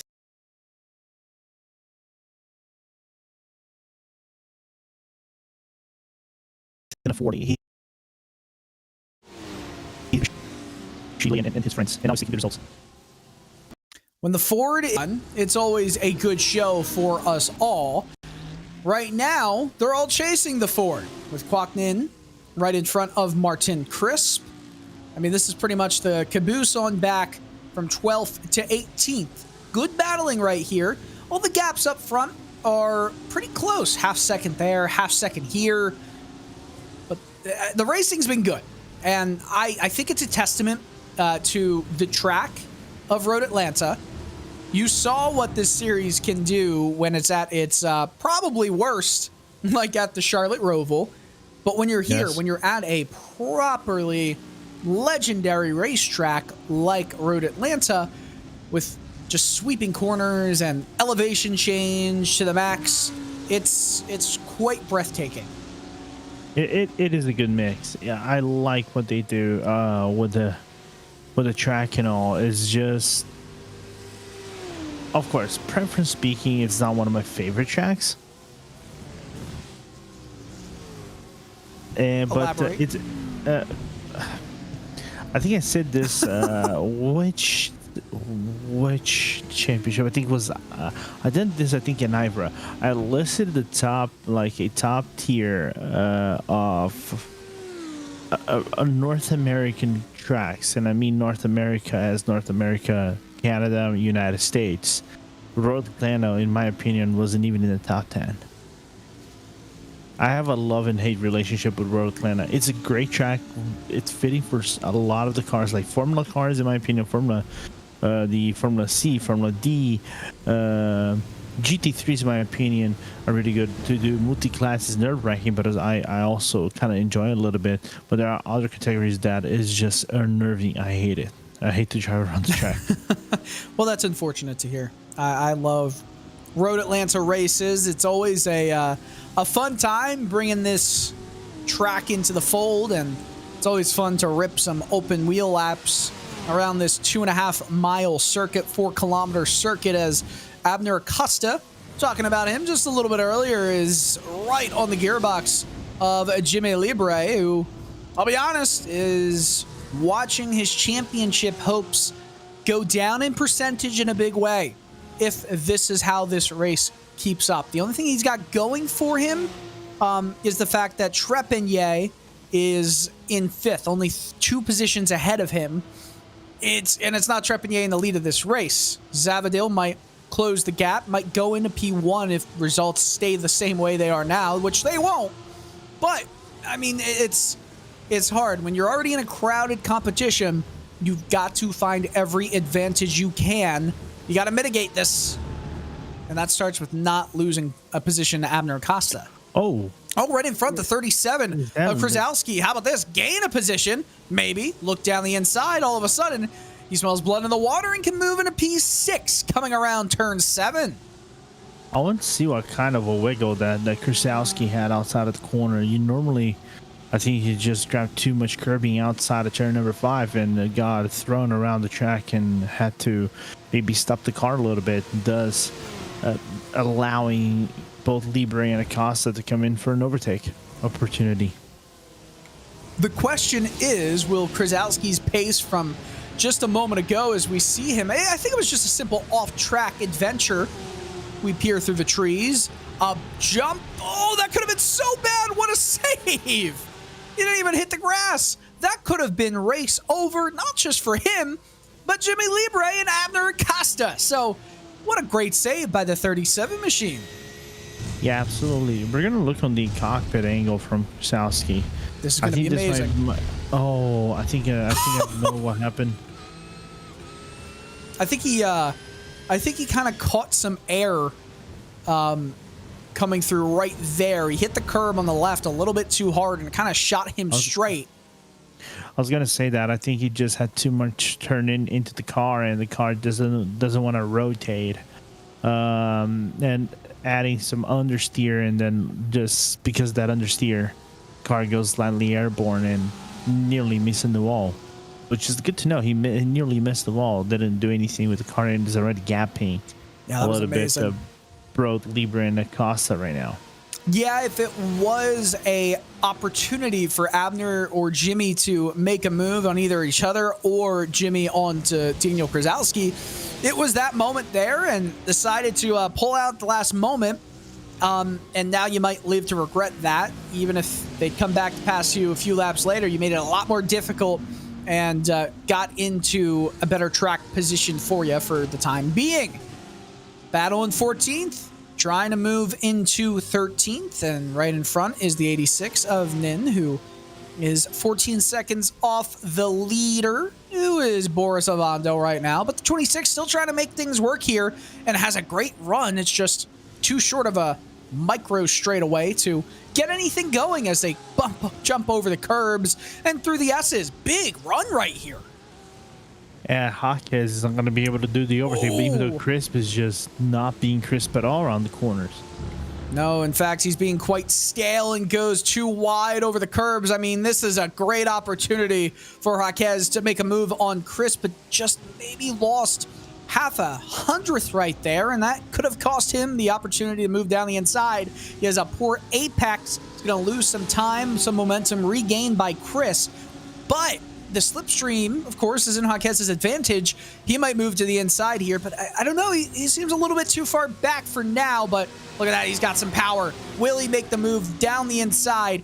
A little bit of a block down the inside. He looks to the left, but all that momentum stalled out as you moved up the hill. Gotta imagine he was right there. He could have made a move earlier, but kind of got blocked through the S's. I think he got hung up on the exit of the corner and thus losing the momentum as Acosta moves up one spot. Apparently moves up one spot on Libre. Yeah, big move for Abner Acosta right there. I wonder how that happened. I mean, it's big for Libre in a disadvantage kind of way. Yep. Traditional dive on the inside. Or maybe an attack on the exit. So far, they've matched each other here. A better run, big time better run from Abner Acosta. Does Jimmy just give up the spot? Now gets, yeah, he totally gives up the spot heading into turn one. I'm not sure why. I think though he looked at how Acosta was going and maybe bet the fact they probably would have made a mistake. Meanwhile, Chris and Fanny on the outside going to the chicane, and oh boy, and Hawkes might have the runway over here. Yeah, two cars side by side for P13, inside positioning to Hawkes, but goes right back. Advantage Martin Chris. A better run on the outside, though, for Hawkes, and he makes the move sick, single file once again, but they've welcomed the competition from Allen and Ganast, and moving to the inside is Crisp right there, and he's going to lose two positions. Yeah, what was that? Slow down cost him 2 spots after already losing 1. As we see this battle, Chris Beats is chasing Dalton Zabadil. Zabadil's trying to trace the row. This is a battle for second and a battle for a podium spot right here, Lorenzo.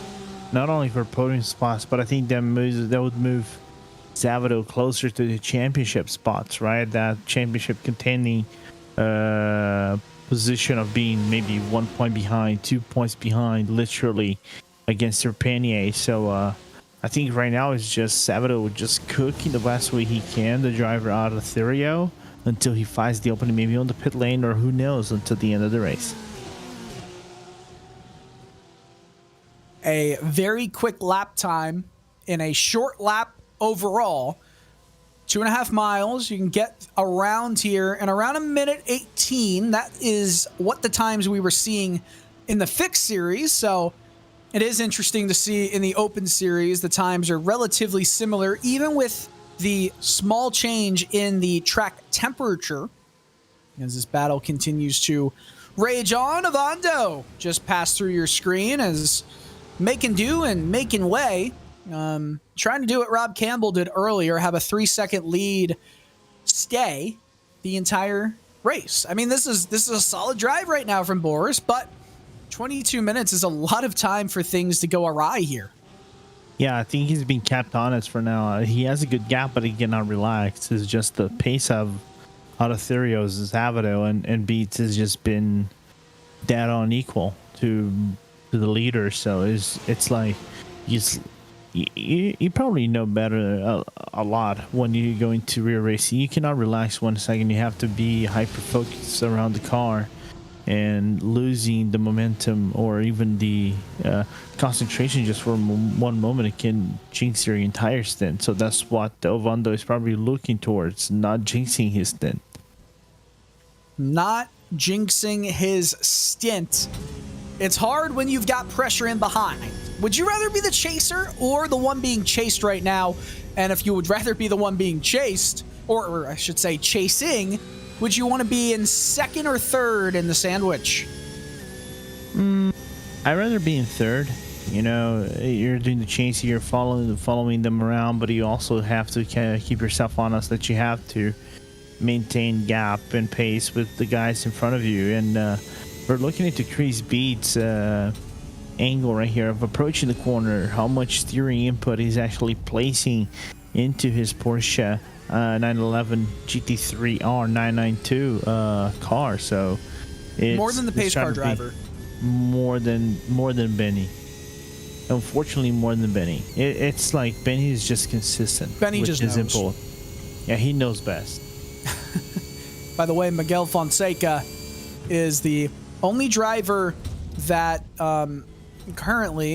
he's currently in last place in P22. Not having himself the best of days at the moment, but he's the only one who has pitted. 12.8 second stop for him. I don't know if that's enough to get you to the end if you come in at this point. It might be, just not sure. We'll have to continue to watch that, as it was a 35-second stop that took him out of contention for around P12. So he wanted to get out of that whole group of cars, that gaggle of vehicles, to get himself into the pits and go to the end. Yeah, absolutely. And talking about pit stops, we have Kwoknin coming into the pit lane. So second driver out of the bunch to do a pit stop with less than a half the race to go. So took the example set by Fonseca, and maybe this is the start of the pit party. You know what I love, Lorenzo? There's a lot of things I love. The Flyers. You love life. Manchester City, life. Colleague Racing. Josh Williams. I was going to say, like, you have, like, real bad choices nowadays. You pick the Flyers. You have the Eagles. You have the 76ers.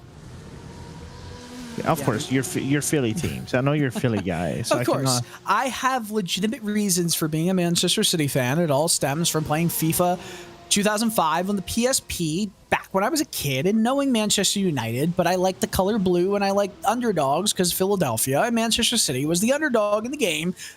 That was based in 2005, so I played as Man City, and it just grew. I played soccer as a goalkeeper in 2011, and I really liked Joe Hart, so it just kind of grew with the, 93-20. Anyway, I'm not trying to defend myself, and I'm trying to move on to something else that I love. And also, you do know you're the minority over here, right? Yes, I do know that Dane and you are both Manchester United fans. We don't need to discuss that, from a far inferior team that was only propped up by Alex Ferguson. Anyway, said the guy that got propped by Guardiola. Anyway, hey, listen. Manuel Pellegrini and Roberto Mancini, my friend, and all that UAE money. Anyway, we've got a lot of history actually, but why am I continuing to babble on? I want to talk about the difference in oval racing to road racing when it comes to terms. It's not a paint scheme or a wrap. It's a livery or a livery, depending on how you say it. It's not pit road. It's pit lane. Goes to dirt racing too. It's not pit road or the garage. It's the pit area. It's all the same thing. It's just there's an air of superiority of this is how we say it in specific places. And it is a jargon. It's just the lingo of each and every, I would say, tier that you go in terms of racing. Overtakes and passes. Safety car, Dane brings up. Safety car, period, and caution. Pace car and safety car. Full course yellow. Full course yellow. There we go. I like that. Code 60. Code 80. Multi 21. Wait a second. Wait. We're not gonna get into the multiple. I don't want to talk about Abu Dhabi 2021. I will not go there. For the sake of our jobs, Dylan, this is the one topic we're not discussing. That's a very controversial topic.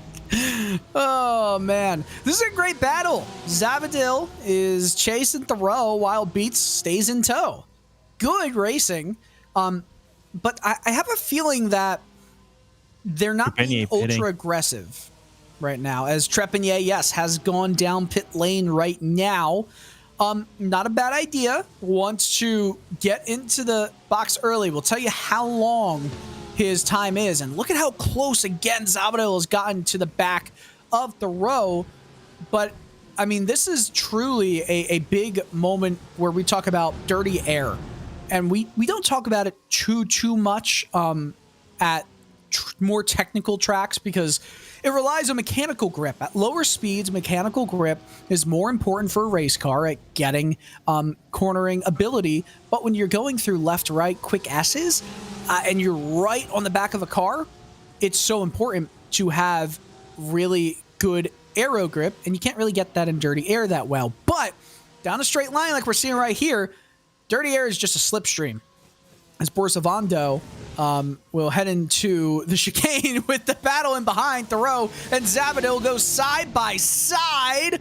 No contact yet. Will there be contact? No. Thoreau holds position for now.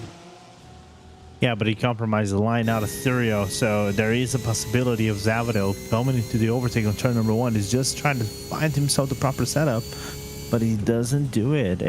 And you know, Dylan, this is interesting because Trepanier just did his pit stop. It's kind of like putting the pressure now on the number 24 driver, so he has to do that overtake because otherwise Thurio is just that wrench in the mix, that stone in your foot and inside your shoe that it doesn't want to go away. Is it the smart move for these three drivers to stay out on track while this battle is going on? Because you look at Boris Avando, he was up 3 seconds just a lap and a half ago. He's now up 5.2 seconds, so that's 2.2 seconds lost. The last lap for example, Dalton Zavadil was a 1:19.364, while Avando was a 1:18.4. So a clear second over the course of one lap, and that is consistent among Avando and Thoreau, Zavadil, and Beats, those three versus the leaders' times. As we tick away to under 14 minutes to go here, everyone needs to pit at least once to make it to the end on fuel. And Vincent Trepanier was fast in his pit box, and smart move right there. Dalton Zavadil had to cover for Trepanier.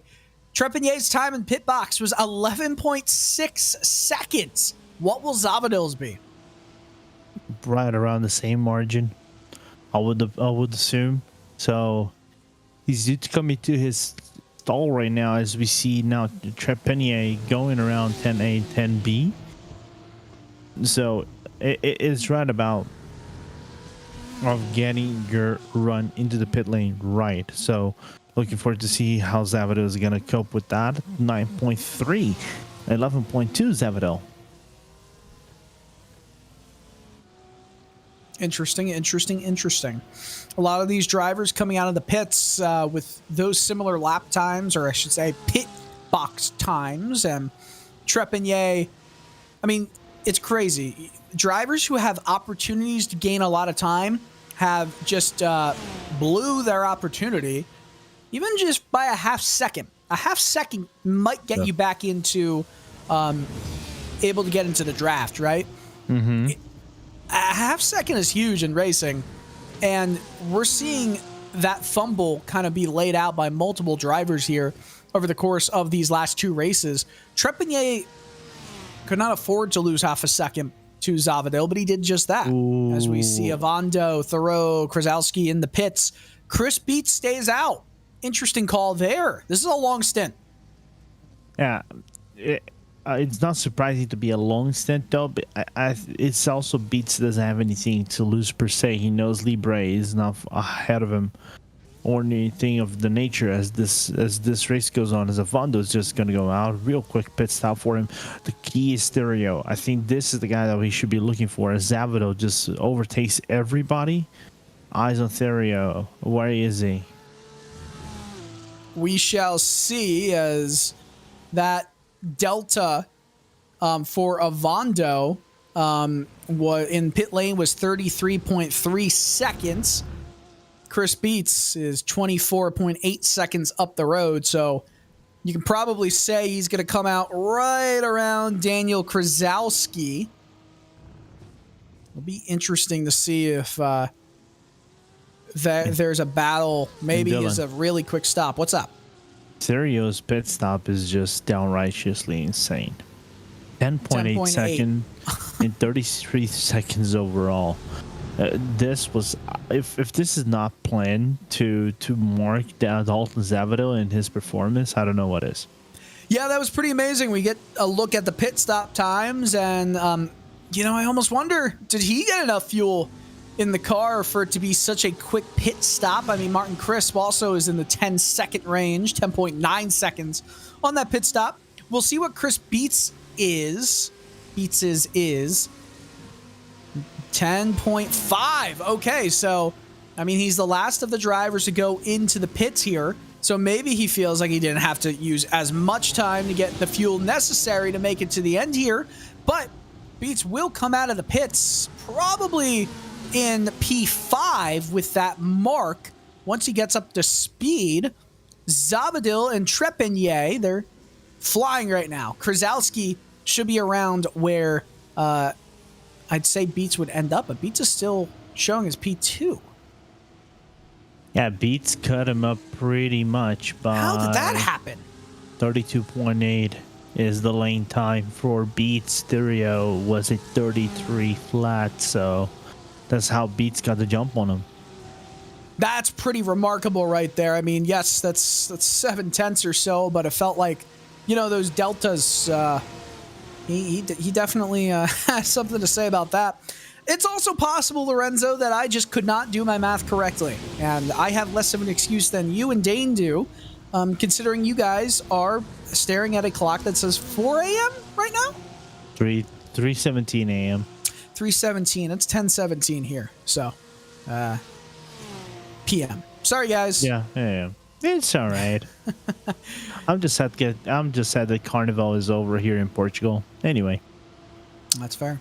That is very, very fair. 9 minutes to go in this race. Boris Avando leading over Chris Beats by 4.1 seconds, but Beats has slim margins over Simon Theroux, as Dalton Zabadil lost a bit of time through that pit stop. I mean, that's not what the doctor ordered for Dalton.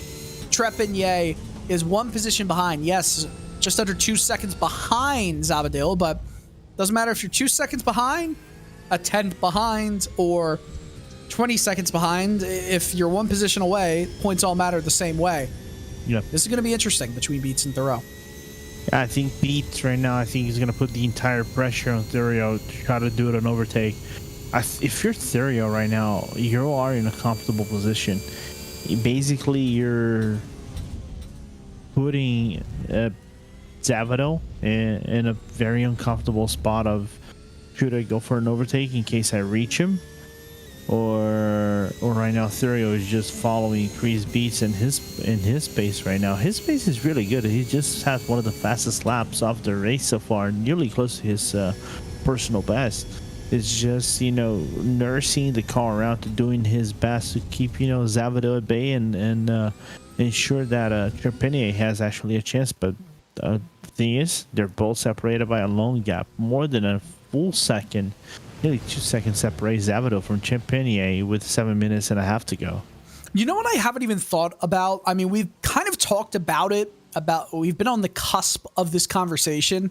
Mm-hmm. If you are in front of a driver heading into turn one, as long as you can block or at least make your car as wide as possible and not have a driver go down the inside of you in 2 or 3, you can basically gain all the time you lost through the blocks and the worst entries you can make all that time back up through the S's because of that dirty air. I mean, we have not seen drivers who entered turn 4 and turn 3 in the S's. We have not seen drivers that were close, that got closer than the exit of turn 5. We've seen them just grow further apart, which tells me, watch this. If I'm proven wrong, I will be frustrated, but watch. Gonna make the car wide as possible until you don't need to. A sharper apex. We're gonna see a little bit of defense here. Down the inside, look, a bad entrance. There's a lot that's being gained by Therio right now, but because of that defensive positioning from Beats and that dirty air playing a part, I just don't see Therio being able to catch up too much. However, a horrible, he overcooked that corner was Chris Beats, and still Therio is only able to get to the outside barely. Is he going to be able to hold it there? Yes. Oh, this could be a big advantage. Oh, they hit each other into the wall. Almost goes Therio. Trepanier moves up a position. Chaos. That was out of nowhere at the slowest corner on this racetrack. Yeah, we kind of saw this one coming off source from a mile away, you know, whereas we see Mendonça also having some issues with his car. Outside is defendable for Beats. I think just Beats just overshoots the corner a little bit. 100%. And Therio just had no line to, you know, turn in the car, and thus causing the contact with Beats, and the SimCity racing driver just decides to go for a one-off moment, while Mendonça narrowly avoids the wall. That's a shame for Chris Beats, but like you said, truly it was his own fault. Both those incidents happening at the exact same time on track, but both obviously individual and at different points on the circuit. Beats totally overcooked the corner, and I think his problems started because he felt the pressure, and right here, turn 5, completely overcooked it. Got way wide, way too wide, and it allowed a run by Dalton Zavadil.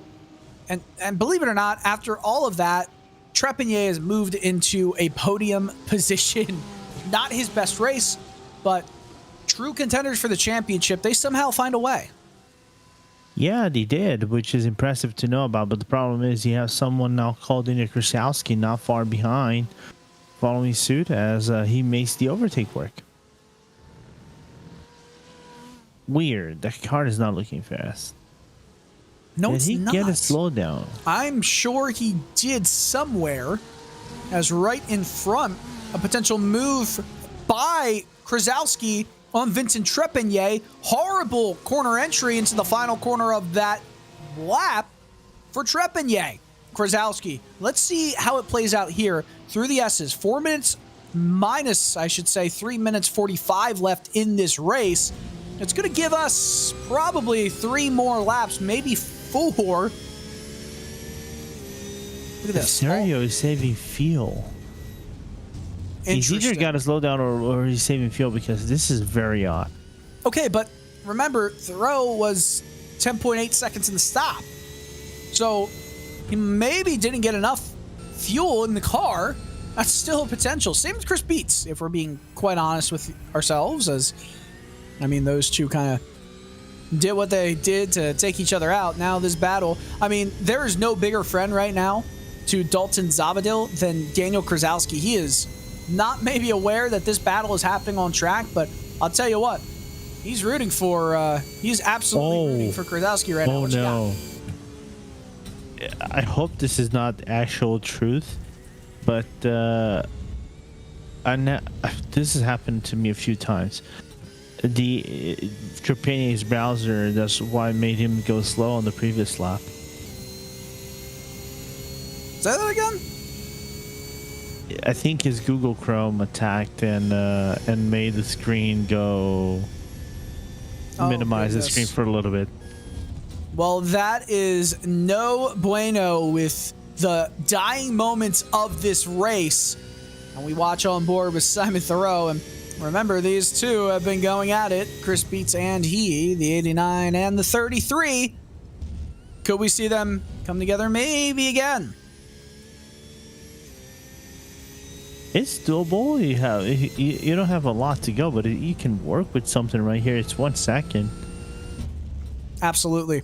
Still lots of time for something to happen.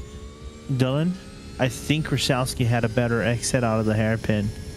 So there's an opening for Krasowski if he gets a good run, even though it's 0.4 of a second right now. 0.4 of a second separating Trepanier and Krasowski. This is not just for a podium finishing position right here. This is for some important championship points that would be taken away from Vincent Trepanier as we start the penultimate lap of this race. Looks like we're going to have 2 more to go, this being the second to last lap of the race. Just barely getting it into this 2 lap to go category, just like we had last time. White flag came out just before the checkered flag could potentially come out. Learn a little bit from that. IMSA. But, you like that burn, Lorenzo? That was a good burn. Thank you. I appreciate that. I appreciate that very much. Still love you, IMSA. Owned by NASCAR, which I work in, so gotta love him. Nonetheless, 48 seconds remain. And, I mean, at this point, this is a fairly big disadvantage for Krasowski, half a second behind.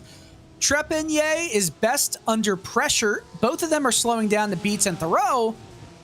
Do you get desperate here and start to lose even more tense? You kind of start to see him walk away as Boris Avando is going through the chicane for the second to last time in this race. I think it's something to be talked about. I don't know if... I think Trepanier is comfortable where he's sitting right now. I don't think Krasowski is going to be able to reach him unless he does a big blunder into his driving style. I think the last lap from Trepanier is actually better than Krasowski's lap is. With that being said, the championship is going to be quite tightly contested with 2 rounds to go, going to Okayama and then all the way down to Bathurst. So looking forward to see how Zavadil is going to be fighting into the Japanese land of Okayama. Oh, it's going to be so much fun to see those final 2 races here in PRL GT3 competition, both fixed and sprint. The sprint series, though, if you want a close championship battle between more than 2 drivers, you're getting it from this one.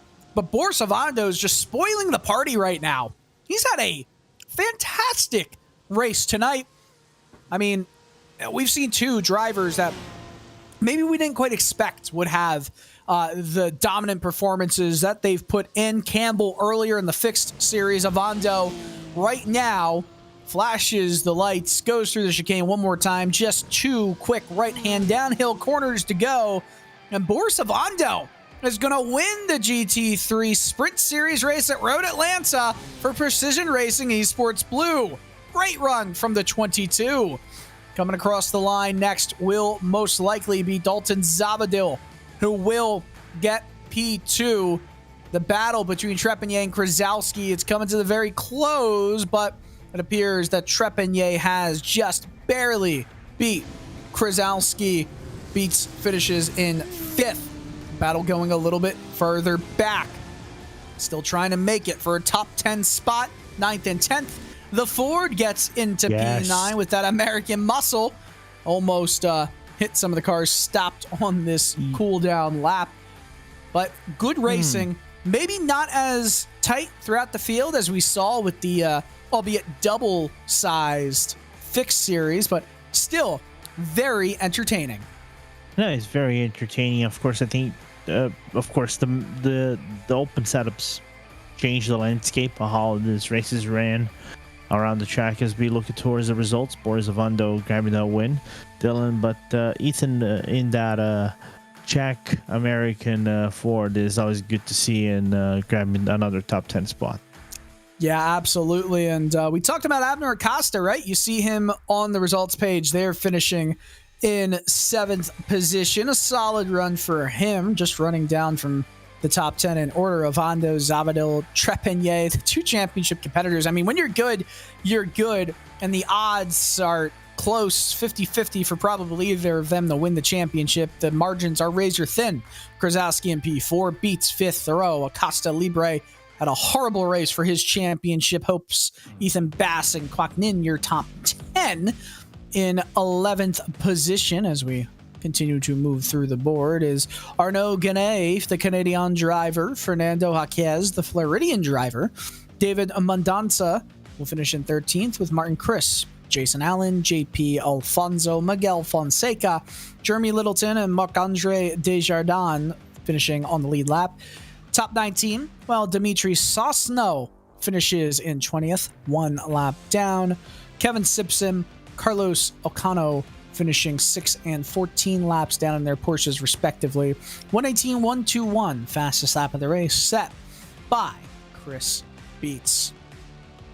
Well, Boris Avando is going to be who we decide to talk to first. I mean, it's only fitting, right? The winner of the race gets the first interview spot on RaceSpotTV. Boris, congratulations. I'm sure it felt maybe not as much of a walk in the park that it looked. It takes a lot of concentration. Just going through T1 and the Porsche, and just it can snap at any moment. T3 is blind. T5, any slight hit on the curves can kill you. And I almost died like 2 laps in a row at the beginning. But yeah, it took a lot of concentration. Really happy with the result though. 7th win in your PRL career, and you are starting to move up the ranks just a little bit, give or take another 7 wins, and then you're already in the top 25, top 20 conversation of winners in PRL all-time history. I mean, this is a solid result. Do you almost feel like, if given another shot, potentially you could have been competing for this championship this year? Yeah, probably, but I mean, things happen, and this is where I'm at. But I'm gonna continue to show up every week and try to get the best results that I can and keep moving forward. And just GT3 is probably my strongest class, but I try to drive a lot of different cars, and maybe that's one of the reasons why maybe I'm not as consistent as some of the other guys that concentrate on just one car. Well, your last 3 races, second, and now winning it all in this one. Congratulations, Boris, and hey, maybe you'll make it another top 2 finish next time at Okayama. I hope so. Thanks, guys. Appreciate it. Of course, Boris Avando, the winner from tonight's event. Lorenzo, you are standing by with Dalton Zavadil. Yeah, I got Dalton, which P2 in this race, but obviously I think the key thing, Dalton, of course, you wanted to win first and foremost, but more importantly, you still need all the points you could steal from Trepanier, and with 2 rounds to go, how much of a confidence has this built up on you grabbing that result? Always want to go for the win, but Boris isn't really, he's pretty far back in the championship, so I'm not too concerned about him catching up. So being ahead of Trepanier is pretty much everything for me at this point. A real heartbreaker last week, leading the race and starting to pull away and then get that disconnect, so that crushed me, but worked really hard this week to try and make sure we came away with a good result. Chris was right there in P2. I've called him the god of fuel saving, and he's just that good at it, so he deserved a little bit better there, but overall I think we came away with a really great result for the team, and we're just going to keep pushing forward. Right on. And there's one question about this race that I kind of, it's frowning my head a little bit. You saw Thurio pitting first, right? And you were battling kind of closely with him, even tried to go for an overtake that was not successfully executed. And then as soon as you go, that was Trepanier pitting first, then you go right after. Was that intentional for you to, Marc Trepanier, see that he doesn't go for a potential undercut? And were you concerned that whenever Thurio came out of the pit lane, you'd be probably stuck in a sandwich of you and yourself and 2 advanced motorsport cars? I was a little bit concerned about it, which is why I wanted to make a move on Thurio, and I tried it, and obviously I failed. But from there, I can't afford to lose any more time for making any more moves. So I think I spent like 1 more lap just trying to sit there and fuel save behind him, and then I went to pit a lap early, so I could come out in relatively clean air and make up a little bit of time that I had lost from making the move.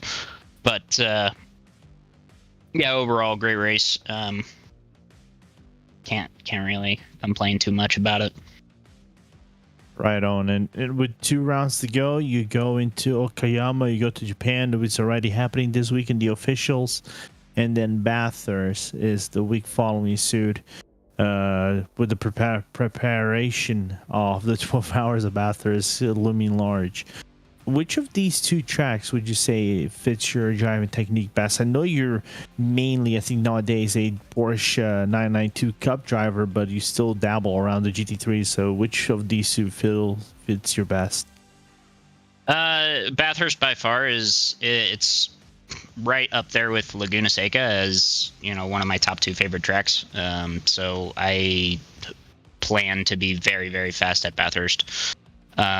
So close out the season hopefully with a great result, and hopefully come away with a championship. But we're just gonna keep pushing and do our absolute best. And I just want to quickly say thanks to all those SimCity Racing sponsors, and thanks to all my family watching and all my friends, and thanks to everybody that supports us. Perfect. Dalton, thank you so much, man. Congrats on this P2. Grab me those important points, and we'll see you next week at Okayama. Sounds good. Thank you, Lorenzo. Have a good one. Well, Lorenzo, it was a good set of 2 races that, maybe it didn't have the barn burner of a finish that we maybe hoped for on either of them in terms of battling for the lead. But if you want good, pure GT3 racing, I think we got both examples of that with the fixed and the sprint series tonight. Yeah, we did 100%. Both races provided us a lot of on-track action, which is really good to know and see for us and commentate on. And we go now to Okayama, which is, I would say, fits in the same mode, I would say, as Suzuka. Is a very tight track, very few opening spots for you to do an overtake. The main overtaking opportunities would be the main straight and the back straight, doing a really good exit out of those corners. But the strategy for fuel saving, I think, undercutting or overcutting over here is going to be really important to dictate yourself where you want to be when this race ends. Going to be fun to see them head to the Japanese circuit of Okayama next Tuesday night, 8:30 p.m. Eastern time. Or if you're Lorenzo or Dane, our producer and color commentator tonight, that is what? 2:30 a.m.? 1:30 a.m.? 1:30 a.m. Copy. All right. Road Atlanta was fun. 2 winners that might have come as a bit of a surprise, but no surprise if you've seen their results in their minimal races this year. It's been fun, and we've got 2 races to go. From Road Atlanta, Lorenzo Bonder, Dan Bard, Dylan Coyle, we wish you a good night and good racing.